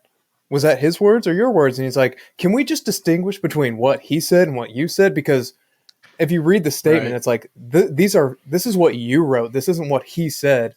And then when they flash back to First Deputy John Smoltz, it was like, I didn't hear any of that shit. And then, he's when just like, I didn't do anything. And then whereas this guy's like, yeah, what is he flashes him like these like little looks, you know, and he's like, you like to start off a lot of your sentences that way or something like that. And then he refers back to like the fact that this is kind of this detective's MO with other perpetrators in a bunch of other cases, that he's taken the time out to handwrite these confessions for these poor people. You know, he asks him like, how many people ask you to write it for him, which doesn't make any sense. And what does he say? Like, a lot. Like, what? No. Yeah, he's like, yeah, he says, I don't know what he says, but yeah, like pretty much like, yeah, most of them. Like, so the long and short of that is basically, I mean, he wrote the confession that these detectives wanted put out there and wanted to use as their part two, their in their two key points of evidence that they had.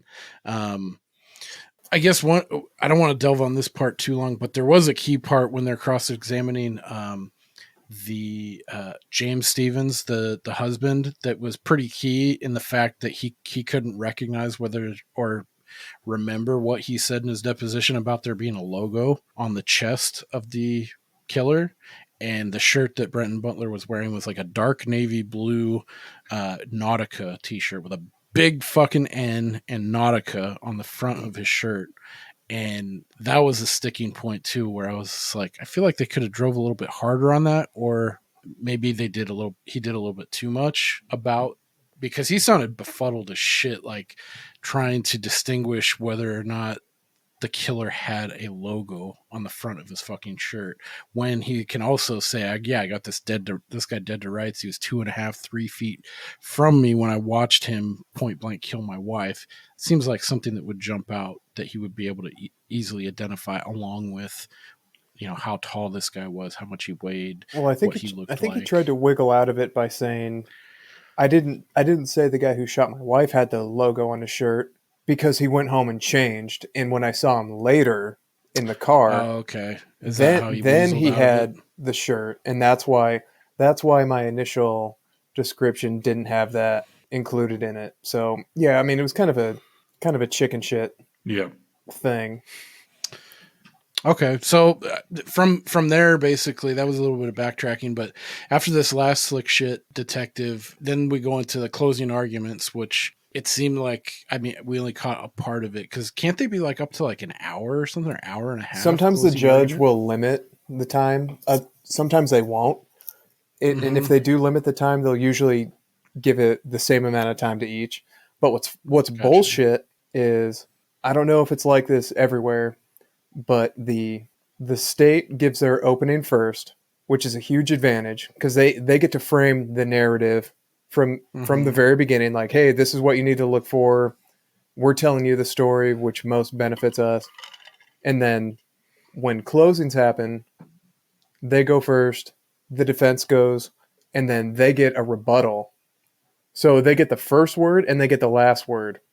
Wow. Which I think is bullshit, because the system is supposed to be weighted in favor of the defendant because of the whole, like, it's better until proven guilty thing. Yeah, and it's better to let 100 guilty people go free than one innocent person jailed or whatever. But I think it's justified by, well, the state has such a high burden of proof beyond a reasonable doubt that we need to have the first word and the final word. I disagree with that, but it's kind of the system we have. So yeah, a lot of times they'll limit it, like, hey, you each get an hour and a half. So the state might do like an hour 15 on the initial closing, the defense goes, and then the state goes again for their rebuttal for the last 15 minutes, which... Dude, that's lame, he specifically says an hour and a half at one point, so they must have limited it. or they only just showed an excerpt for the purposes of this movie. But I didn't know. So they get a rebuttal at the end, closing arguments. The prosecution does. I don't know if it's like that everywhere all the time, but yeah, okay. It's pretty common. That seems so unfair. It is, especially I hadn't heard that. I mean, this is just crazy. Going off of like high school criminal law class, but the whole point of defense going second was sort of like the recency bias, since they're the last person to say something. Mm-hmm. Yeah. You know. Yeah, that seems weighted towards the prosecution. And her wording too kind of stuck with me. Like her last sentence before she relinquished to the defense was what'd she say? She's like, so while Mr. McGinnis is talking, remember all these things that I'm saying, you know, like I was like, dude, I'm sure you can't get ticky-tacky down on that level, like what you can and can't say, but it just seems like that's a pretty unfair, like last little barb to throw in. Realistically, though, what the fuck was she saying? He's black and lives in Jacksonville? Yeah. I mean, flimsy as shit. So I'm glad. I mean, it was a pretty quick deliberation. Is that what that is? Or 40. When it came back after 45 minutes, I thought, fuck, he's fucked. They convicted him, because usually when it's that fast, it's a conviction. Oh, really? Yeah, that's like the normal, the standard. Okay. Yeah. That's what I've always heard too. Yeah. Wow. Well, then in this case, it was so glaringly evident even to these lay people that this was such a slipshod fucking backwoods Keystone Cops investigation that it was garbage. 45 minutes. It probably took him 10 minutes to elect a foreman, 10 minutes to deliberate, and another 20 minutes to order lunch. Yeah, and then they have to fill out the paperwork. So they probably all went back, and it's crazy how quick that was. And it just shows you how dog shit. Guinness. Yeah, that might be a Guinness record. Cool. So this forgot to ask, was this a first time watch for both of you? Mm-hmm. Then? Okay. So you were pretty jacked so you were both thinking, oh fuck, he's fucked, because it happened. They came back so quickly. And then it turns out, spoiler alert, if we didn't already fuck that up, he is acquitted. He's found not guilty. Rightfully so. So you primed me by saying it was a justice boner, which I mean, we would have to have a conversation if he was convicted and you're like, justice boner. So I thought, in retrospect, I thought that was pretty innocuous, but when you put at the same time though, like it didn't stop me from getting pissed off every step of the way. Okay, cool. So I thought he might get convicted, and then the end of the story would be him getting it overturned and justified, reconciled or whatever. Right. But then as it went on, I was like, we are running out of time. So whatever this verdict is going to stand. And I'm glad that it wasn't like a drawn out thing, or like, it was like he was convicted and then he served like 9 years and then it was overturned later and he lost all this time in his life. Like, I mean, I think he lost like a year, 6 months or a year, I think. That's a lot of fucking time, especially when you're 15. Oh yeah, for sure it is. Yeah, I mean, in teenage years, that was probably like the equivalent of like 3 or 4 or 7. Fuck, who knows? But at least it wasn't like he didn't fucking like wither away for a decade. And I mean, even without the conviction, can you imagine trying to get your first fucking job in Jacksonville and everyone knows you as the guy that possibly killed someone? Yeah. Either way, it's some kind of a scarlet or like a lighter shade letter, no matter how you cut it. But maybe not. Maybe he was able to like parlay that into like more evidence of like a fucked up system. And that's actually one of the things I tried looking up, because I wanted to give people the benefit of the doubt and be like, they're not trying to push this prosecution through just because wrong place, wrong time.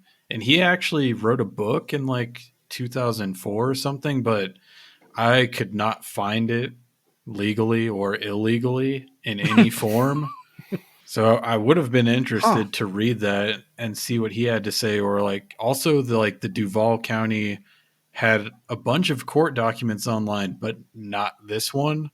So I'm left just taking this documentary at face value and saying that there was no more compelling evidence or extenuating circumstances, and that this 100% was just black kid, wrong place, wrong time. Yeah.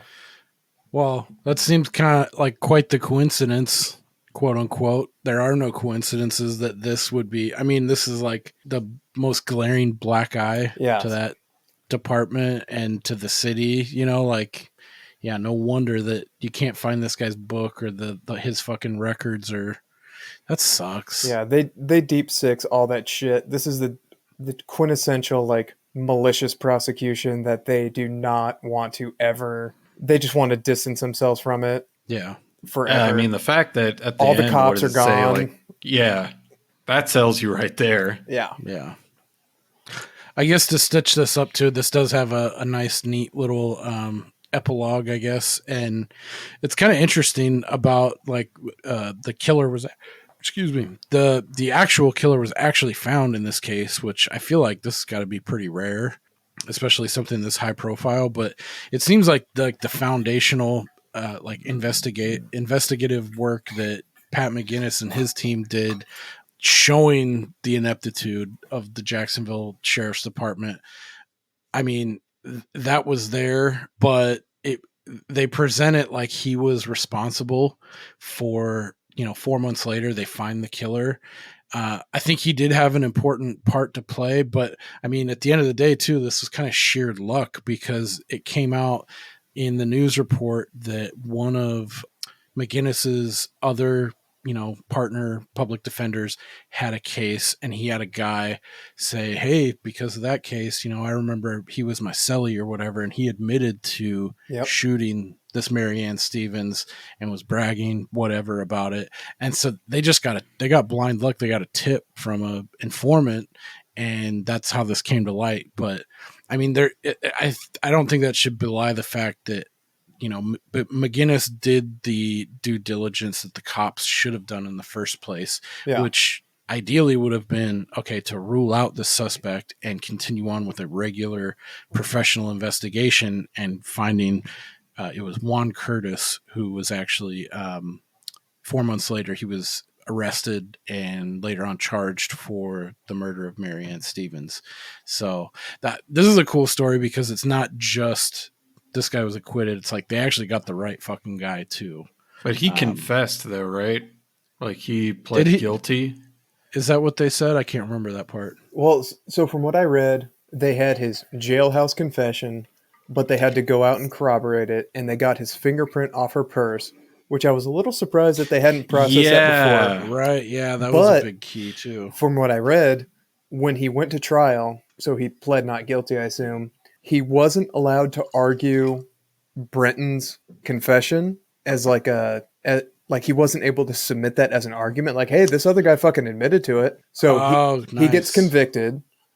So McGinnis's work wasn't just in vain. It actually had a purpose, like later on, like that work helped stamp that kind of shit out. Yeah, I guess so. So he appeals his conviction, and it appears it was overturned because they didn't think it was fair that he wasn't able to argue that somebody else had confessed to the crime he was accused of. So they retried him, and then he was convicted. So, yeah. Now that you said that, I do remember that and feeling like that was highly suspect. That they were just like, oh yeah, actually there were some latent fingerprints, and they do match this guy. So I would have to read into it more, but at first blush, I feel like it's just another dude that got railroaded. It's possible. Yeah. I mean, he looked nothing like Brenton, so.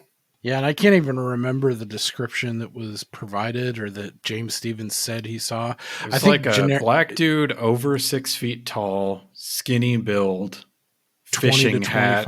Yeah, fishing hat. Yeah, that dude didn't look like a dude that would. I don't even know what the fuck a fishing hat is. It sounds like a randomly generated NPC in fucking Grand Theft Auto or something. He looked wearing a fishing hat. Black Gilligan. I don't even know what a fishing hat is. The only thing my mind just keeps running right into a bucket hat. Yeah, that's kind of what I was thinking too. Fucking Gilded Age shit that this old fuck came up with. That you don't know what it means. That's so arrogant. That's screw off. So to get back to the epilogue here. So I thought this one was interesting. So Sheriff Nat Glover. So this was Daddy Glover, who was the father of the detective Michael Glover, who they brought in. He was the second detective that they cross-examined. Him, Sheriff Nat Glover, and State Attorney Harry Shorstein have since apologized to Brenton Butler personally for having the teen arrested and kept in jail for 6 months. Okay, so he was arrested for 6 months. And then it says officers James Williams and I can't remember his first name, Darnell, are no longer homicide detectives, yet they remain on duty at the sheriff's office. So they just got demoted to fucking riding a desk. Or just Officer Michael Glover, son of Sheriff Nat Glover, the man accused of assaulting Brenton and coercing a confession, has since left the police force. And then it goes on to say 9 months after Butler's acquittal, the Jacksonville grand jury decided not to file criminal charges against the 3 officers. However, the Butler family received a settlement of $775,000 from their subsequent lawsuit they lodged against the Jacksonville Sheriff's Office. So at least they got something from pain and suffering out of that deal.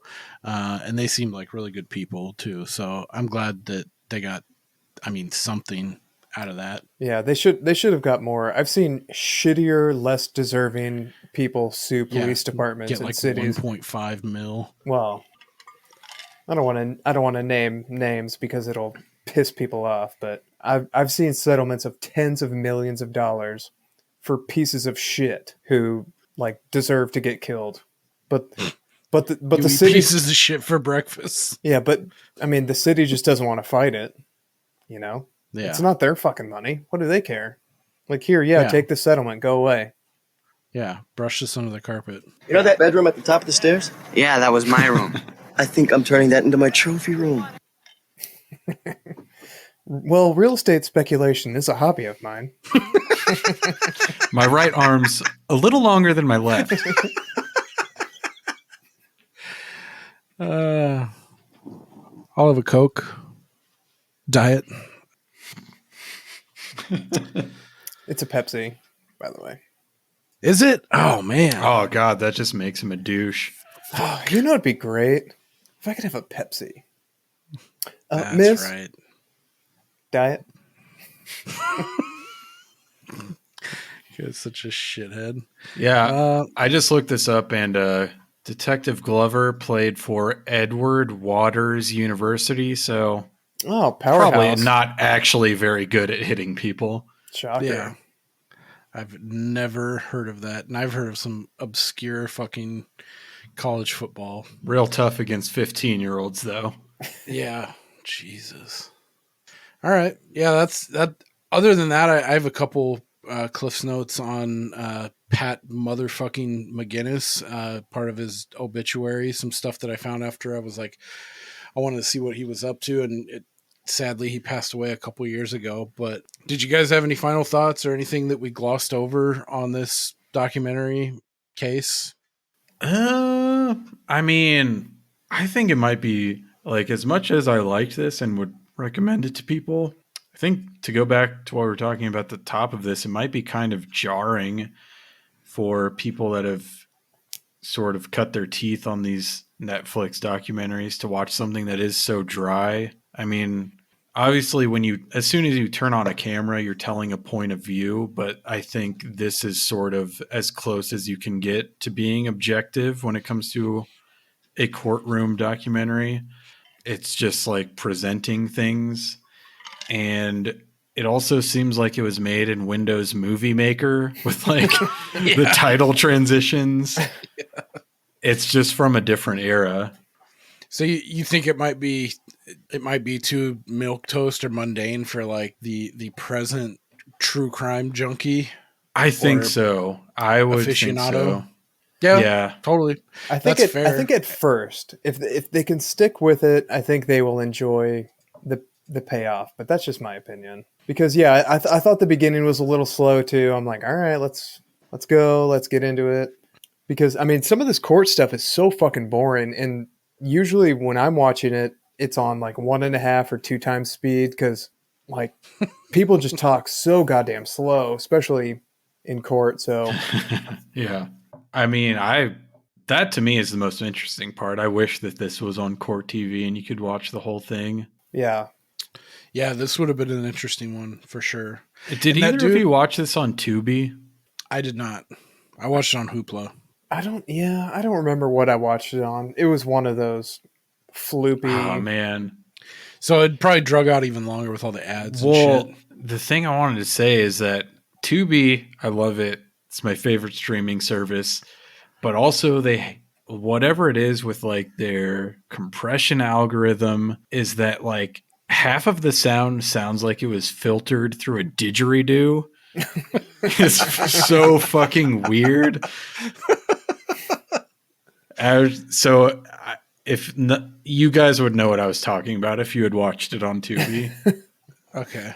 Yeah, I haven't caught that. Whatever I watched it on, I tried to do the closed captions, and there were huge chunks where it was just like a giant black box on the bottom where it couldn't caption. So I just turned it off. Like, no, thanks, that's fine. I won't even bother. Yeah, I watched this on Hoopla, and it was clean. But I support Tubi as well. They're fucking awesome. They got a lot of really obscure shit on there. I guess buttoning this up with Pat McGinnis, which I mean, he's to me he's the driving force. He's what hooked me in almost immediately.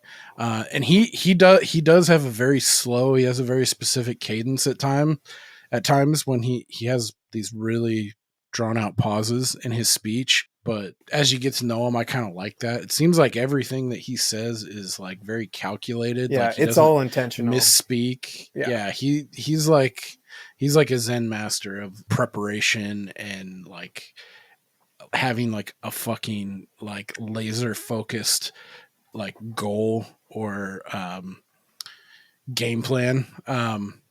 But yeah, he died 2 years ago, unfortunately, of bone cancer. And I was looking at his background a little bit, and we touched on it at the beginning. He was like a 20-year vet in the public defender's office. And I guess the only reason he left is there was like some kind of kerfuffle with a new like incoming head of whoever heads that shit, DA. I don't know how that all works, but the incoming person was like new school, and like he had some ideas, trashed a couple people, and it was enough for McGinnis to be like, yeah, fuck this. I'm out. I know when to jump ship, and it's now. And he started his own private practice with his partner, Ann Fennell, who was the leading defense attorney who did the first couple segments of the trial. But and he worked with her for a lot of years after that. And I guess too, before this case, which kind of gained him his notoriety and his reputation. No. Like, hit me with the phone, Dick! Are you good? Hello? Get the fuck out of here. Is she wearing a Napalm Death t-shirt? Yes, she literally was. Hell yeah. That's awesome. Dude, when I brought that up earlier, Napalm Death, I was like, I know Steve knows who Napalm Death is. And I was like, there's no chance Chris is Napalm Death. What's that? It's like, oh yeah, my girlfriend wears my fucking shirt my Napalm Death shirt every night. That's so fucking So weird. My weirdo, obscure eccentricities do not stop at film. Yeah.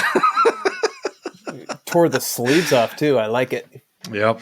Dude, there was a time, I can't remember what it's called. I think there's a song on Inside the Torn Apart. I think it's one of the last tracks called The Lifeless Alarm. I used to fall asleep to that song every fucking night. It's like the only, like, it's the only Napalm Death song you could like show to a normie and then maybe like it. Like there's no screaming. It's all instrumental, and it's not like, it doesn't sound like death metal at all. Anyway, that's a huge fucking tangent, but, what was I saying? Oh, what gained McGinnis his like notoriety and like his panache, I guess, is in the late 90s, he and his partner Ann Fennell got rare jury acquittals. The first one was for, I'm probably going to fuck this name up because it's Vietnamese.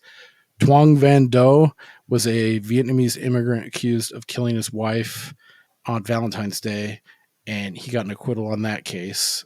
And then Peter Johnstone was a former Navy sailor who had been charged with a cold case years previous of killing his best friend's wife. And so that team of Fennell and McGinnis both got those two parties off. And I guess those were like super rare, and they had to have been relatively high profile cases, and that, I guess, on a regional level. And then that was immediately followed by, obviously, the Brenton Butler case was huge for them because it was a documentary. It won an Oscar. So that was like a keystone in his career. And it said at the time of this in 2000, he was 50. So this is probably the pinnacle. And then he stayed on for a few more years at the public defender's office, then did the private practice. And then I think he retired, it said, in 2011, but he still did like consults and picked up like a case every now and again through their firm. Rip to a real one. Yeah. Yeah. So one of the guys that he worked with for a lot of years, another public defender, Charlie Kofer, said, Patrick represented the best in what we do for the people who are poor and people who need a lawyer. He was dogged. He was always there to help. He'll probably be most remembered for his role as co-counsel with Brenton Butler, who was charged with the robbery and shooting death of Mary Ann Stevens in 2000. So yeah, like, and there's other accounts too that I didn't make note of, but just like how he was just like a fucking bulldog, like, but he also, like, his bedside manner, he was like a trustworthy, you know. Why is that so funny? Bulldog. Oh, yeah. I thought it was bedside manner that triggered you. No. But yeah, he bulldog in like manner and facial features and structure, like. He was, dude, that lower jaw was something else.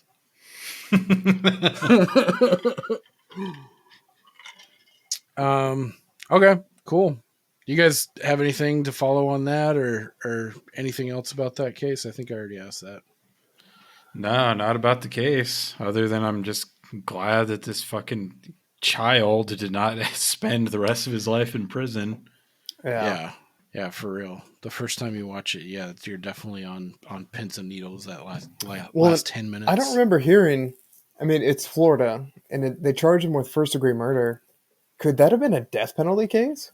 Is that a death penalty state? I don't know. Yeah, it's fucking Florida. I don't remember hearing. So it them is say Florida, that.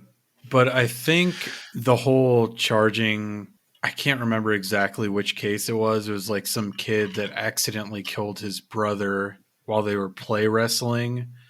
This was like in later 2000s. I think that was the first case in Florida where they tried someone as an adult with the possibility of death penalty, and that kid was also 15. I could be wrong about that, but that's the way I remember it. Damn.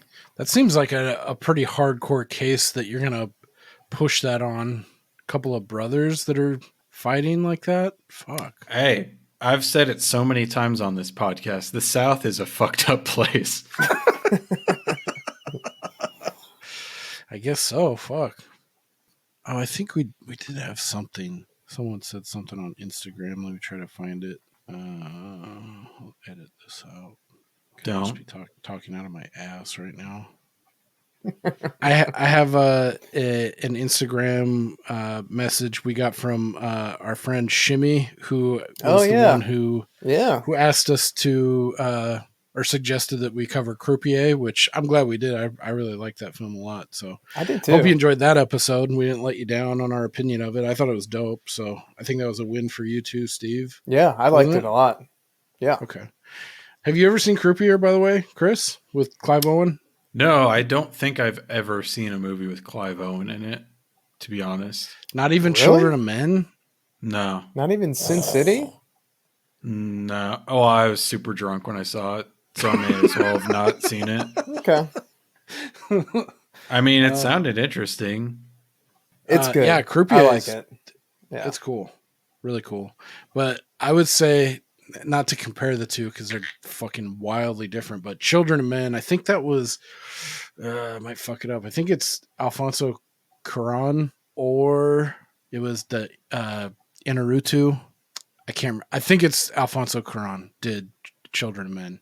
I'm almost sure of it. Chris, it's fucking awesome. It was 2006. Chris, have you seen Rounders? No. Oh, damn, dude. We're almost reaching Steve levels right now. Is that the one with Vince Vaughn and John? Oh, Favreau? no. You're thinking of Swingers. That movie's that's not. You can't even horrific. Compare the two. Not good. This is Matt Damon and Ed Norton, Gretchen and John Malkovich. Yes, he beats me. Con Air is a good movie. It's so good. If you like that, you'll love Rounders, dude. I don't think that's true. I will bet you $1,000 that you love Rounders. I don't know. The Chris is I've found is such a wild card too, just like you are. So I can't say for sure. All I know is he beats me straight up. Pay him. Pay that man his money. Well, I promise John if you Malkovich talk like that is worth watching it. Yeah. Well, I promise that's John Malkovich. I never would have guessed that. Yeah, dude. I was just watching the thing. It was like a clip of Matt Damon talking about Rounders, like on a fucking Jimmy Kimmel show or whatever. And he was talking about. Have you seen that one where he's talking about John Malkovich on Rounders? I've heard about it. Yeah. Yeah. He said he came in and he sounded like a circus clown. He's like, "Pay that man his money," and like this weird. And he's like, "Wait, what the fuck's going on?" And like they stopped between takes, and then John Malkovich saw his facial expression and like leaned over to Matt Damon and said, "I don't know what I'm doing." Like, you think of him as this like consummate fucking like professional like actor kind of person, but that was funny. I may have only seen John Malkovich in Con Air, which is super weird that they made that like being John Malkovich movie, because I'm like, why would they make a movie solely about this dude in Con Air?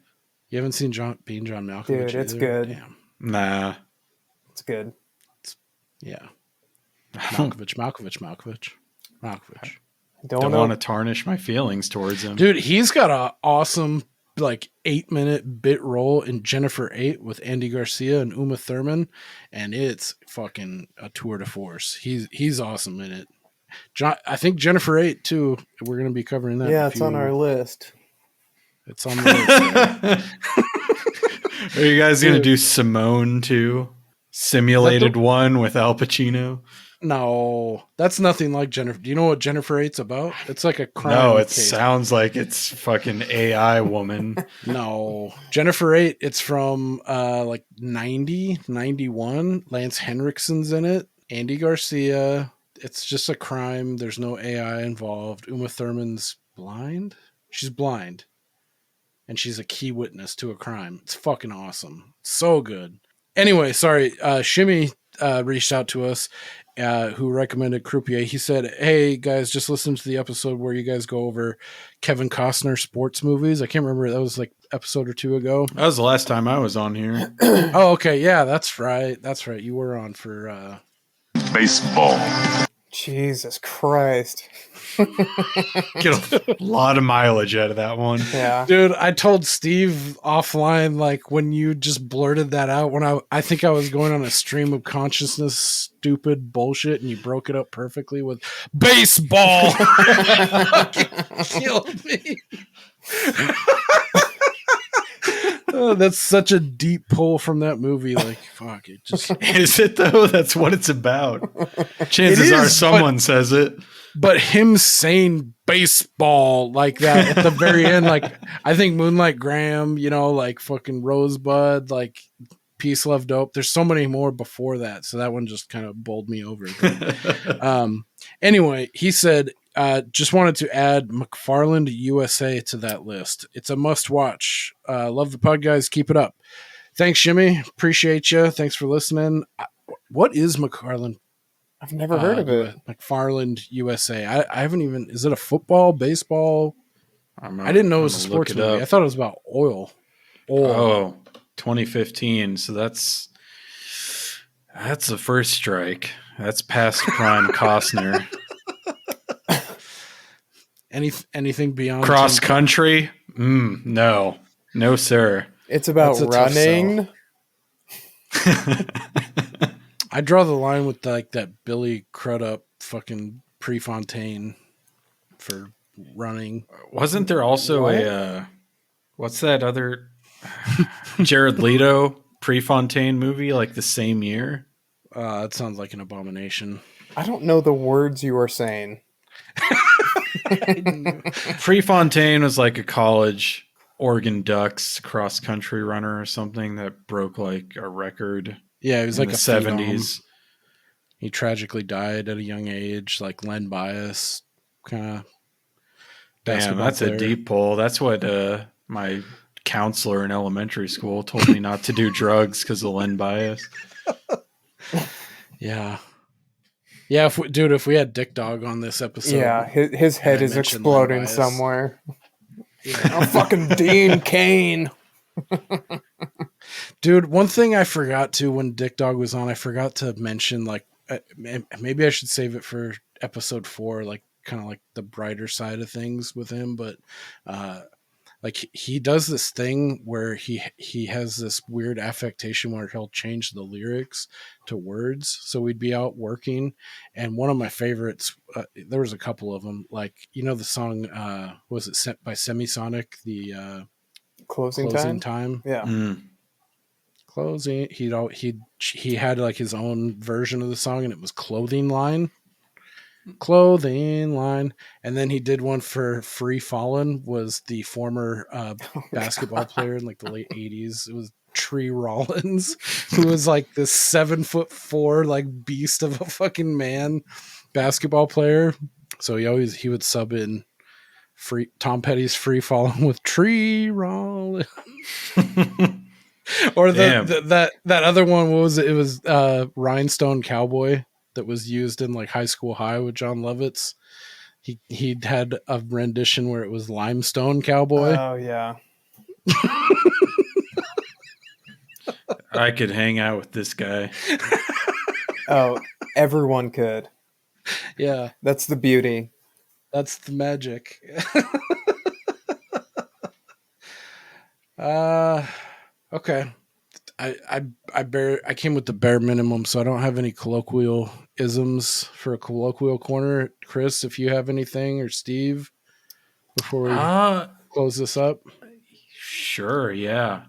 Well, I just want to say, in your most recent episode, you denigrated my culture by talking shit about balut. I don't take kindly to that. I didn't talk shit. I just said this is what it did to me, and it was terrible. I would never eat that. Disgusting. But maybe you guys should have a new segment called like Gross Foods Grotto or something. I've had my share. The balut was not a first time kind of thing for me. How do you guys feel about anchovies? I love them. Yeah. Love it. Yeah. I was never a fan. Like you hear about it like when you're younger, like Ninja Turtles, like anchovies. Whoa. That was one of the things. So like when you're a kid, I don't know if it was just Ninja Turtles, but it seems like it was everywhere, where people in movies and TV shows would be like, I want a pizza with everything on it, no anchovies, as if that was like a default to just put anchovies on it. Yeah, you literally have to custom like special request that. That doesn't even come on like the combo, like give me everything on a pizza. It doesn't come on that. But I don't know, man. Anchovies on pizza goes pretty fucking hard. Dude, it's awesome on everything. And I'm a fan even of the anchovy paste, which is really nice because you can just fucking on anything you want. See, that's where I have to take a break from you, because just minced seafood in general kind of disgusts me. Like I won't eat like a shrimp egg roll or anything like that where it's like seafood minced up. That's just kind of gross. More for me. Vegemite? Any Vegemite heads in the house? Dude, I tried that one time, and I love salt, as Steve will attest to. I mean, so it makes perfect sense why I like fucking anchovies, but even Vegemite was a bridge too far for me. Didn't we have like a bottle of it that we got haphazardly at our work and it just stayed there for like years, and someone tried it just like on a piece of white bread and was like, ah! Yeah, I do vaguely recollect that. I think I took a little bit on my thumb, like I squirted some on my thumb and ingested it, and I felt like I needed to drink like the ocean's worth of water. Like it was the saltiest fucking thing I've ever. Yeah, that's hardcore. I don't know, man. So my thing with Vegemite is probably the same as anchovies. Is like you would think you put anchovies on a pizza, you put the other toppings mellowed out, but I go the opposite direction. With anchovies on pizza, you do onions, garlic. You fucking lean into that. Get all the acid going. Yeah, with Vegemite, you just do toast with butter, which is also like salted butter and Vegemite. I could see a thin layer swiped underneath like some avocado and like cheese on like a turkey sando or like a panini or something like that. You don't glob it on there like peanut butter. No. You do eventually. You work up to that. It's an advanced move. Hey, you got that Vegemite? Give it up. Yeah, I could see easy Vegemite on a sando, maybe with like a little buttressed with a little what the fuck is that called? The olive, some tapenade. Tapenade. It's got an enye on it, so I'm gonna say tapenade. So I don't think it does. I'm pretty sure it's got an enye on it. It doesn't. Jury's still out on that. It doesn't. But what Jim is thinking of, I already know this. Baba Ganoush? No, that shitty hip hop song where it's talking about button yups. Yeah. The rim so clean, chops like butter. Yeah, but I keep the 4/5 tucked under button yups. Yeah, it's not tapenade, it's tapenade. Or salsa verde. Yep. Yeah. Salsa verde. That is also a food. Also a classic mispronunciation. Verde. I say it correct. I know how to roll an R. Do it again. Verde. Nope. Do it again. Verde. You're adding like a TH in there. Do it again. But also that wouldn't really be a rolled R. Ipso facto, I'm your boss. Yeah. So, yeah, actually, anchovies, I feel like it's a pretty high class move if you're in like a fucking restaurant and you order a Caesar and you make sure that they serve it with anchovies. It goes delightfully along with a house Caesar, some anchovies in there. You get that acid, the bite against the green. Isn't it already mixed into the dressing though? Some people do that. Some people do that, and then I like to get them on top. And you can order. That's like a thing that people do is they order, yes, with a side of anchovies, and you'll work it in yourself. Oh. Dude, I saw this one place in San Francisco. It's like a fucking like a steakhouse. I can't remember what it's called. It's a famous one, but it shows them they make it with like a raw egg, and they filter out the white, and they get the just the yolk. They drop it in a big ass salad bowl, and they heat it up by just getting the motion going. They add anchovies. They add all the shit. They make the Caesar dressing like right in front of you. Yeah. And then toss the Caesar. Dude, it looks so fucking good. But yeah, that's the traditional, like the real shit Caesar dressing does have bits of the anchovy in there. But Chris is laughing. Yeah, let me be clear. I'm pro anchovy. Chris is laughing about salad tossing right now. Are you a fan of Pretty Ricky, G Baby? Are you familiar? I've heard the name. I can't think of anything I can tie it to directly or like a song. It's just like what's his most famous song? My Body, and it's not a hymn. It's one of those things where like it's a group of people, but their name is Pretty Ricky. Is it from like the early 2000s? Is it my body, your body, my body, your body? Yeah. When Steve was talking about tossing the salad, it just reminded me of this guy that I used to work with in a warehouse that said if you ain't ate your baby mama's asshole listening to Pretty Ricky, you ain't fucked.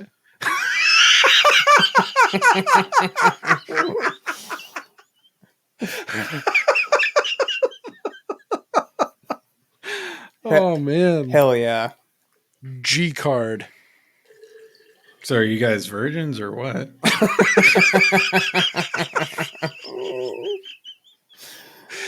Listen, I've been eating ass since 1985, so before it was cool.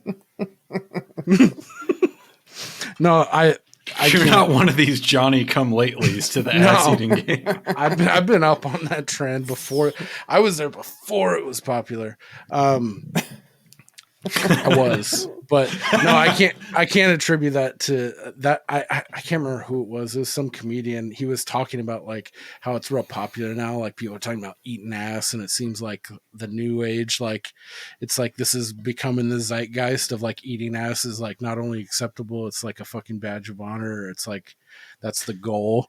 And this comedian, he came out and he's like, hey, listen, I've been eating ass since 1985. Like, shit fucking killed me. all these Gen Zs. Yeah. Fronting. So I'd have like a light colloquial corner. I want to say it's probably just a more get off my lawn type thing. Hey, we're fans of that. Hell yeah. So have you guys noticed that the words wild and unhinged are just kind of being thrown around for like the most mundane shit? Mm-hmm. It's like an escalation. So I think the dude from Straight Chillin' was talking about a lit fart and a wool mitten. Yeah. I saw that same documentary, and while I was watching, I was like, oh, I'm going to bring that up. He's going to love that. But that documentary is kind of like making mountains out of molehills. I don't know how to explain it. It's like this thing, and it happens a lot in media criticism or political criticism, where they talk about this is wild, this is unhinged. I think a good example that is far away enough to where no one's going to be like heated about it is like, do you remember the Mitt Romney binders of women? Yeah. Where people are just being like intentionally obtuse, like binders of women. What is he talking about? It's like, you fucking know he didn't mean it literally. Yeah. Imagine all of those people, you know, when you would show them like Trump later on, if you could go back, like imagine if this was like the biggest thing you had to worry about. A guy who's like, I'm Mormon and I'm talking about binders full of women. Magic underwear. Yeah. My teeth are huge. But I don't know. That is just also there was a separate documentary. Okay, so if I were to tell you what documentary you're mentioning that you think he pulled the Straight Chillin' dude was talking about, I'm pretty sure it was this one called This Place Rules. It came out on like the Andrew 31st. Callahan. Yeah. Who that dude's getting fucking murdered right now. Is he? Have you not heard about that? No. All this shit's popping off about how he fucking like not groomed, but he's coerced multiple chicks into fucking and like wore them down and then some people are saying, yeah, he straight up sexually assaulted me, and then all the way down to his high school age, like yeah, he was always someone who fucking he wasn't a good dude. He's one of these I don't want to say ultra progressive, but we'll just say he's kind of sanctimonious. Yeah, is the tone that I got from that documentary. I didn't watch the documentary, but I have seen some of his interviews when he was like all gas, no brakes. I guess he had to change that for some proprietary like infringement or copyright infringement. But he interviews like various strata of society, and I guess he's just I mean he's captured some like really like biting, poignant stuff, I guess. I don't know, but he seemed kind of like unimpeachable, like a kind of a person that was like the true like a third party who you could trust, basically.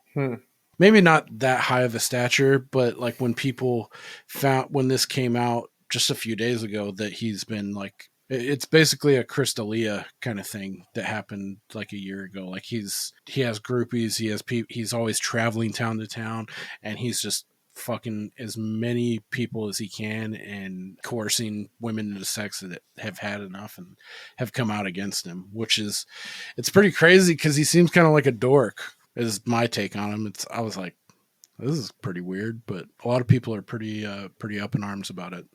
I mean, sorry to derail you, but I just noticed that. Without knowing anything about this dude, I mean, it's not super surprising. It's kind of like the Tiger Woods thing. When you grow up as a huge dork, but then when you get notoriety and you have women that are now interested in you, even if you're married, I defy any normal person to resist. But this guy supposedly wasn't just fucking slaying pussy all the time, like that was just being thrown at him. He was some like of the stuff sexually assaulting people. Yeah, and like wearing, like he had a couple like fuck buddies or like people that he thought were fuck buddies in different towns that he's touring through, and saying like, "Oh, hey, I'm having a problem with my Uber and my Airbnb. Can I come over and stay over?" And then would just ratchet it up like, "Oh yeah, I'll sleep on the floor. Oh hey, let's cuddle." And like it just escalating from like moving up and up and up and up to where it's like it becomes assault. Yeah, that all sounds like bad news. I had not heard of that. The documentary was fine. There was one really good scene that took place in a Culver's, so I know you'll like that, Jim.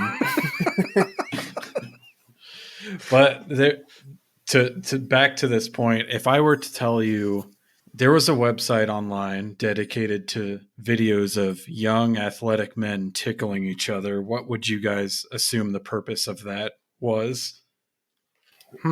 Other than to give me a boner? Two things come to mind. One involving a 9-iron and a pitching wedge. Yeah. Ice Cube and a buffalo. Oh man, was that straight off the dome? Because that's awesome.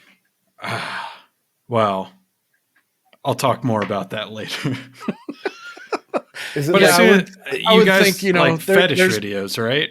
Yeah, there's some weird shit out there. Is it like a weird Mormon anti-gay hetero tickling thing? It's another iteration of the. Have you heard of this, Steve? With the Mormons, the fucking oh god damn it, what is it called? Soaking, yeah, where they just insert and fucking stay there. Yeah, real dead fish, huh? Am I right? Oh yeah, yeah. So I happen to have married that plastic fuck doll. Yeah, that's how me and your mother met. Oh, god damn you. Not kink shaming anyone. If you're into tickling, whatever. I don't give a shit. But there is a whole 2-hour documentary called Tickled that starts off with that premise where there's a website of young athletic dudes tickling each other. And then for 2 hours, the person directing or like being in front of the camera is intentionally obtuse about it. Like, what is this? We need to get to the bottom of it. It's like, it's just like, why are you acting like there's a mystery here? Like it's fetish videos and people are fucking masturbating to it. Like, who gives it? Why are you making a 2-hour documentary about this? Yeah, that seems pretty intense. I mean, I've seen shit like where the people, it looks like they have an orgasm when they hold and pop a balloon. See any of that shit? I don't know what that's called, like balloonery or something. Like they're obsessed with like fucking balloons. Like they'll inflate balloons and they squeeze them and they pop. I know it's not called that, but balloonery is like the funniest. It's called mental illness. Yeah. So, I mean, nothing surprises me anymore. I mean, after fucking, you know, all the obligatory like 2 girls, 1 cup and fucking even more so the 1 man, 1 jar. Yeah. Fuck. I don't put anything past the fucking human race at this point.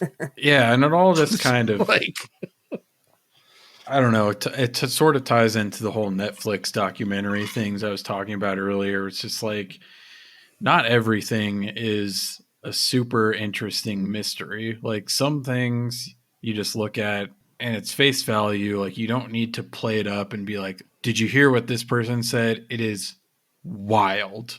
Yeah. It's like, no, it really isn't. And maybe, yeah, I don't know, maybe I connect dots faster, or I don't fucking know. It seems obvious a lot of times when people are talking, this is wild.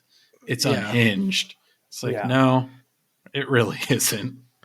I think it's just like this like day and age where everything escalates and everything is just like exponential in every different aspect, whether it be like technology or culture or whatever, you know. So it's just like, I mean, you have to sensationalize meaning to get in attention. So you're like, can you believe this is fucking crazy?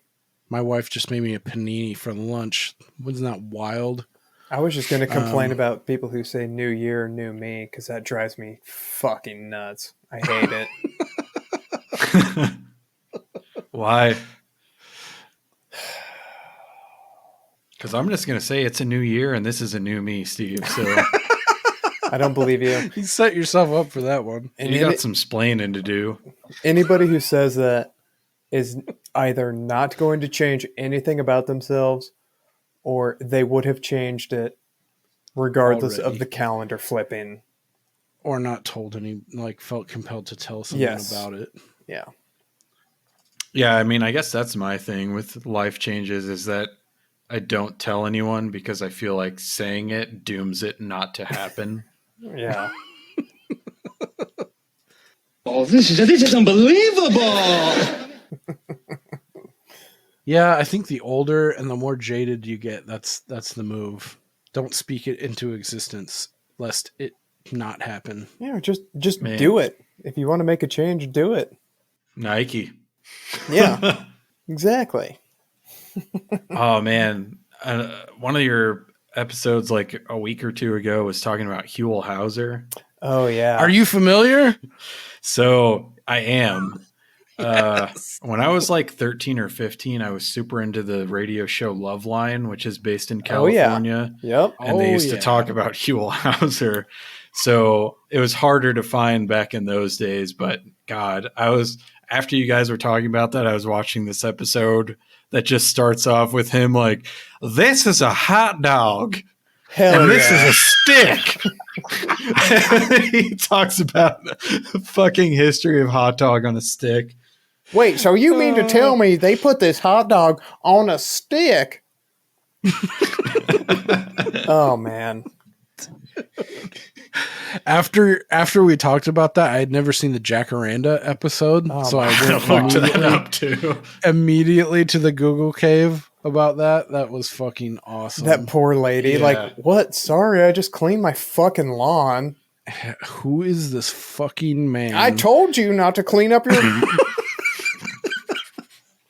I was thinking about like if I was that homeowner, I'd just be like, this is bizarro land, dude. Well, like, and he's like 6'4", a big fucking dude. Like, yeah, fucking big old high and tight silver fucking dome piece. Former Marine. I thought I told you not to break your lawn. Now I'm gonna have to break your neck.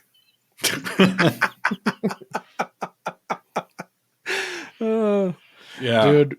One of my favorites all time, he goes to like a fucking appliance dismantler place. Like, you know, have you seen those like YouTube where it's like that machine that has like these rotary wheels that go like this and they just like Halloween ends. Yeah, exactly. That exact thing. He goes there to that and they have that, but they also do some other shit. But he sees a fucking refrigerator get cut in half and he loses his fucking mind. Dude, you mean to tell me this refrigerator comes in like this and ends up like that? Like, dude, that whole episode, I was in tears. The best thing about that these show, drops that were like, oh boy. Yeah. And these are amazing stories. Yeah. The beauty of that show is it's always uninteresting shit, but he seems so interested, and the person he's talking to is like, this is just my job. I spread sand over the thing. And wait, so they give you this rake and you move it around and yeah, that's what I do. It's like, wow.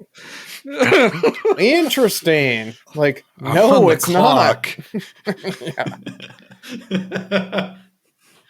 Dude, he seems like the ultimate backstop though to throw at like any like wild like crazy person or just like one of these really weird individuals. And he has a couple of them where he just goes up. I think it was the one dude whose like house was like it was like decomposing, and he's sitting out in like a lawn chair, and then he's like, "What are you doing out here in front of your house?" And then this guy goes off the rails about like capitalism and like the government and this and that. And he's just right there with him, dude. Like he just like, this guy's not going to flinch. Like this is the kind of like, it's like in Ghostbusters 2 when the Janosch comes and he's just like, Ray, sick him. It's like Huell Howser. This guy, whoever, sick him. He's on him. So you're saying the legislative branch is made up of a bicameral of the House and the Senate. Oh, that's too smart for Huell. Like, so wait, this is the front door? Wow. Oh man, I need to plumb the depths of California's gold for some. I bet there's some fun bucks gold to be had there. Oh yeah, definitely. Now this is pod racing. Yeah, I'm glad Love I'm glad you picked up on that and know who Huell Howser is. That's awesome. Oh, I fucking had a conniption fit when you guys started talking about that. Dude, I bet we could do a whole 2 hours on fucking Huell Howser if we brought Dick Dog on, and just that might be trouble. God. Reviewing the most inane bullshit known to man. There's so many good ones. We could do 100 hours, guaranteed. Yeah. That was one of the few times I've seen my grandfather, rest his soul, laugh like his fucking ball sack off. One was I happened to watch, it was SNL, and it was Dana Carvey doing his impression of Julia Child. And he was like cooking and he was chopping his fingers off and blood spurting out. He's like, and then we're going to go over here and make the carrots julienne. He fucking lost it. And then another was when I told him, like Richard had, and you guys were talking about Huell Howser, we put on an episode of California's Gold. And some of the shit he was saying, a couple points, he just started laughing his ass off. It was so fucking awesome. Good times. Fuck yeah. So this week in echolalia, I think the last time I was on, I was talking about how I'd claw with your fingernails. Wait, what's that mean? What you just said? The word you just said. The echolalia, it's like when you just repeat a phrase or a word for no reason. Like I pick up those a lot. Like, I don't know. One time on the radio, I heard like annuitized jackpot, and then I just kept saying it.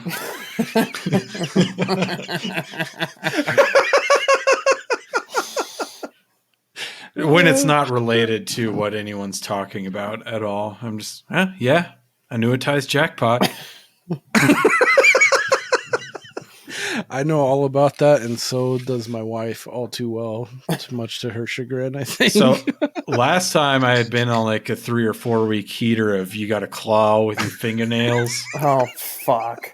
Jesus. These past few weeks, this is a dude, small... wait, before you get into that, I thought I had a really funny moment this past Halloween. I'm going to show myself and out. We were carving pumpkins, and my daughter, who was 5 at the time, we're getting through a pumpkin. She's like weirded out by all the pumpkin slime and the guts and everything. And I'm in there just fucking ripping. I'm just like, yeah, this is going to be a dope pumpkin.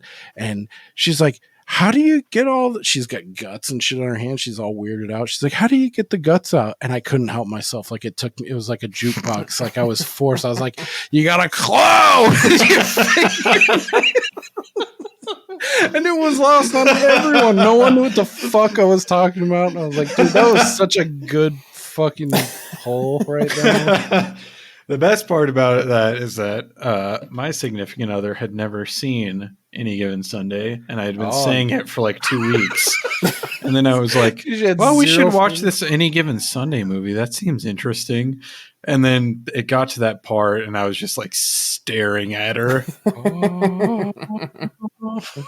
But recently, the one that we've both been doing is in Billy Madison, where his dad's like, "Billy, eat your soup," and he just goes, "Sorry, Daddy." Yeah, that's just been like my thing. That's my thing that I've been saying for like 2 weeks. Sorry, Daddy. Oh, dude. Yeah, we've gone rounds on that. No gibberish at the table, Please, Billy. no gibberish tonight. Sorry, Daddy. Dude, my favorite always from that, in that kind of vein, is when he's like doing the gibberish, blah, blah, blah, and someone says something to him and he turns back and he's all de la hoo hoo. That part, dude, always. I would always say that. So many times we're just watching something and someone says something and I'm just like, you got to think, you got a pet, you got a responsibility. You don't just look for an hour and go, you get out there and you find that fucking dog. Oh, God. So good. Thank you, Miss Lippy. Yeah. Billy, you forgot your... See, I drive the bus. Who would eat 30-bag lunches? Yeah, that is absolutely my favorite part, is the 30-bag lunches. And they're just sitting, chuckling. That's also like... Him and her got it on. No, they didn't. That... you can imagine what it would be like if they did, as one of those things that I've just been quoting consistently for 20 years. Oh, yeah. The other thing is from basketball, just hanging out, playing Nintendo. Yeah. I say that anytime someone asks me what I'm doing for 20 years. I love you guys bomb on me 13 or 14 more times. I'm out of here. That's always been a good staple. Dude, does it just suck being you? Oh, boy. These are all amazing stories. Are you familiar with Amazing Stories, by the way, Chris? The anthology? Spielberg produced. Yep. I don't think I've seen any episodes of that. Dude, there's some good ones, man. There are some... I'll have to cherry pick a couple out. That's one I've thought about, like maybe doing like a mini or a sidecast, because I'm a huge anthology junkie. Hoopla actually has some fucking great ones, and Tubi also. I just got turned on to Master. Have you ever seen any of the Masters of Horror that's on Tubi right now? I've seen a couple of them. I've seen the Larry Cohen one, no doubt. Yeah, I've cherry picked a couple too. I've only seen a handful. One of which I think my favorite was the Cigarette Burns that was directed by John Carpenter. I haven't seen that, but I know it's basically the plot of the 1989 movie Popcorn. Dude, I just watched that for the first time last Halloween season, and it was a delight. It was a delight.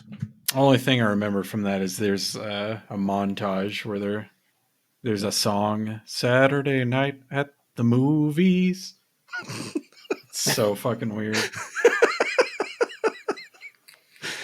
Oh, man. That's fun. Echolalia. I'm going to have to remember that one. I'm like taking Daddy. Notes. Yeah, that's fun. You always bring a good presence to the colloquial corner by virtue of your language background. That's pretty sweet. That's what you went to school for, right? Was linguistics, you said? I have a degree in linguistics and a degree in Spanish. Oh, shit. I didn't know that. That's awesome. Orderly, I got similitude down and now echolalia to increase my lexicon. Yeah. And a quick note before we get out of here. Malort. Oh, yeah. What's your experience? So some dude at a bar bought me a shot of Malort. And when I was drinking, I was like, this is not as bad as what people say. But the problem is that the taste stays with you for hours. Yeah. Like you can smoke as many cigarettes or like drink as many other things as you want. And I remember like I didn't drink excessively. I had like 2 beers and that shot of Malort. But the next morning I puked and it tasted like Malort. Oh man, yeah, Malort is. I haven't thrown it up. I've only drank it on 2 occasions, but I can only imagine what it tastes like coming out the other end. Fuck yeah. I'm a violent puker too. I'm a burst blood vessels type of puker. Nice. Hell yeah. That's the only way. Yeah, the only thing I swore off is tequila and Bacardi Limon, because those just like, that's just violent, like hitting the wall kind of vomit, like direct, like hydrant shot. Okay. Yeah, I think that's gonna do it for us this evening.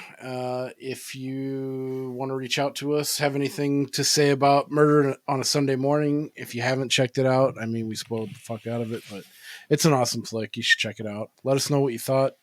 You can reach out to us via email at waxingtheporpoise.com, or you can find us on either of our socials. Instagram is Waxing the Porpoise, and Twitter is at Waxing the Porp. Once again, thank you very much, Chris. Always a super fun time with you. Where can people find your Channel 83 backlog? Archive.org. And look up Channel 83. Yep. Yeah, he's got a ton of good shit. Check it out. It's fucking awesome. I'm glad you have a backup because your website is retiring. That is correct. That is correct. That is correct. 1764. Yeah, I'm glad it can be saved for posterity, because no bullshit. Yeah, there's some really good stuff to be had in there, and it turned me on to a lot of cool films that I otherwise wouldn't have.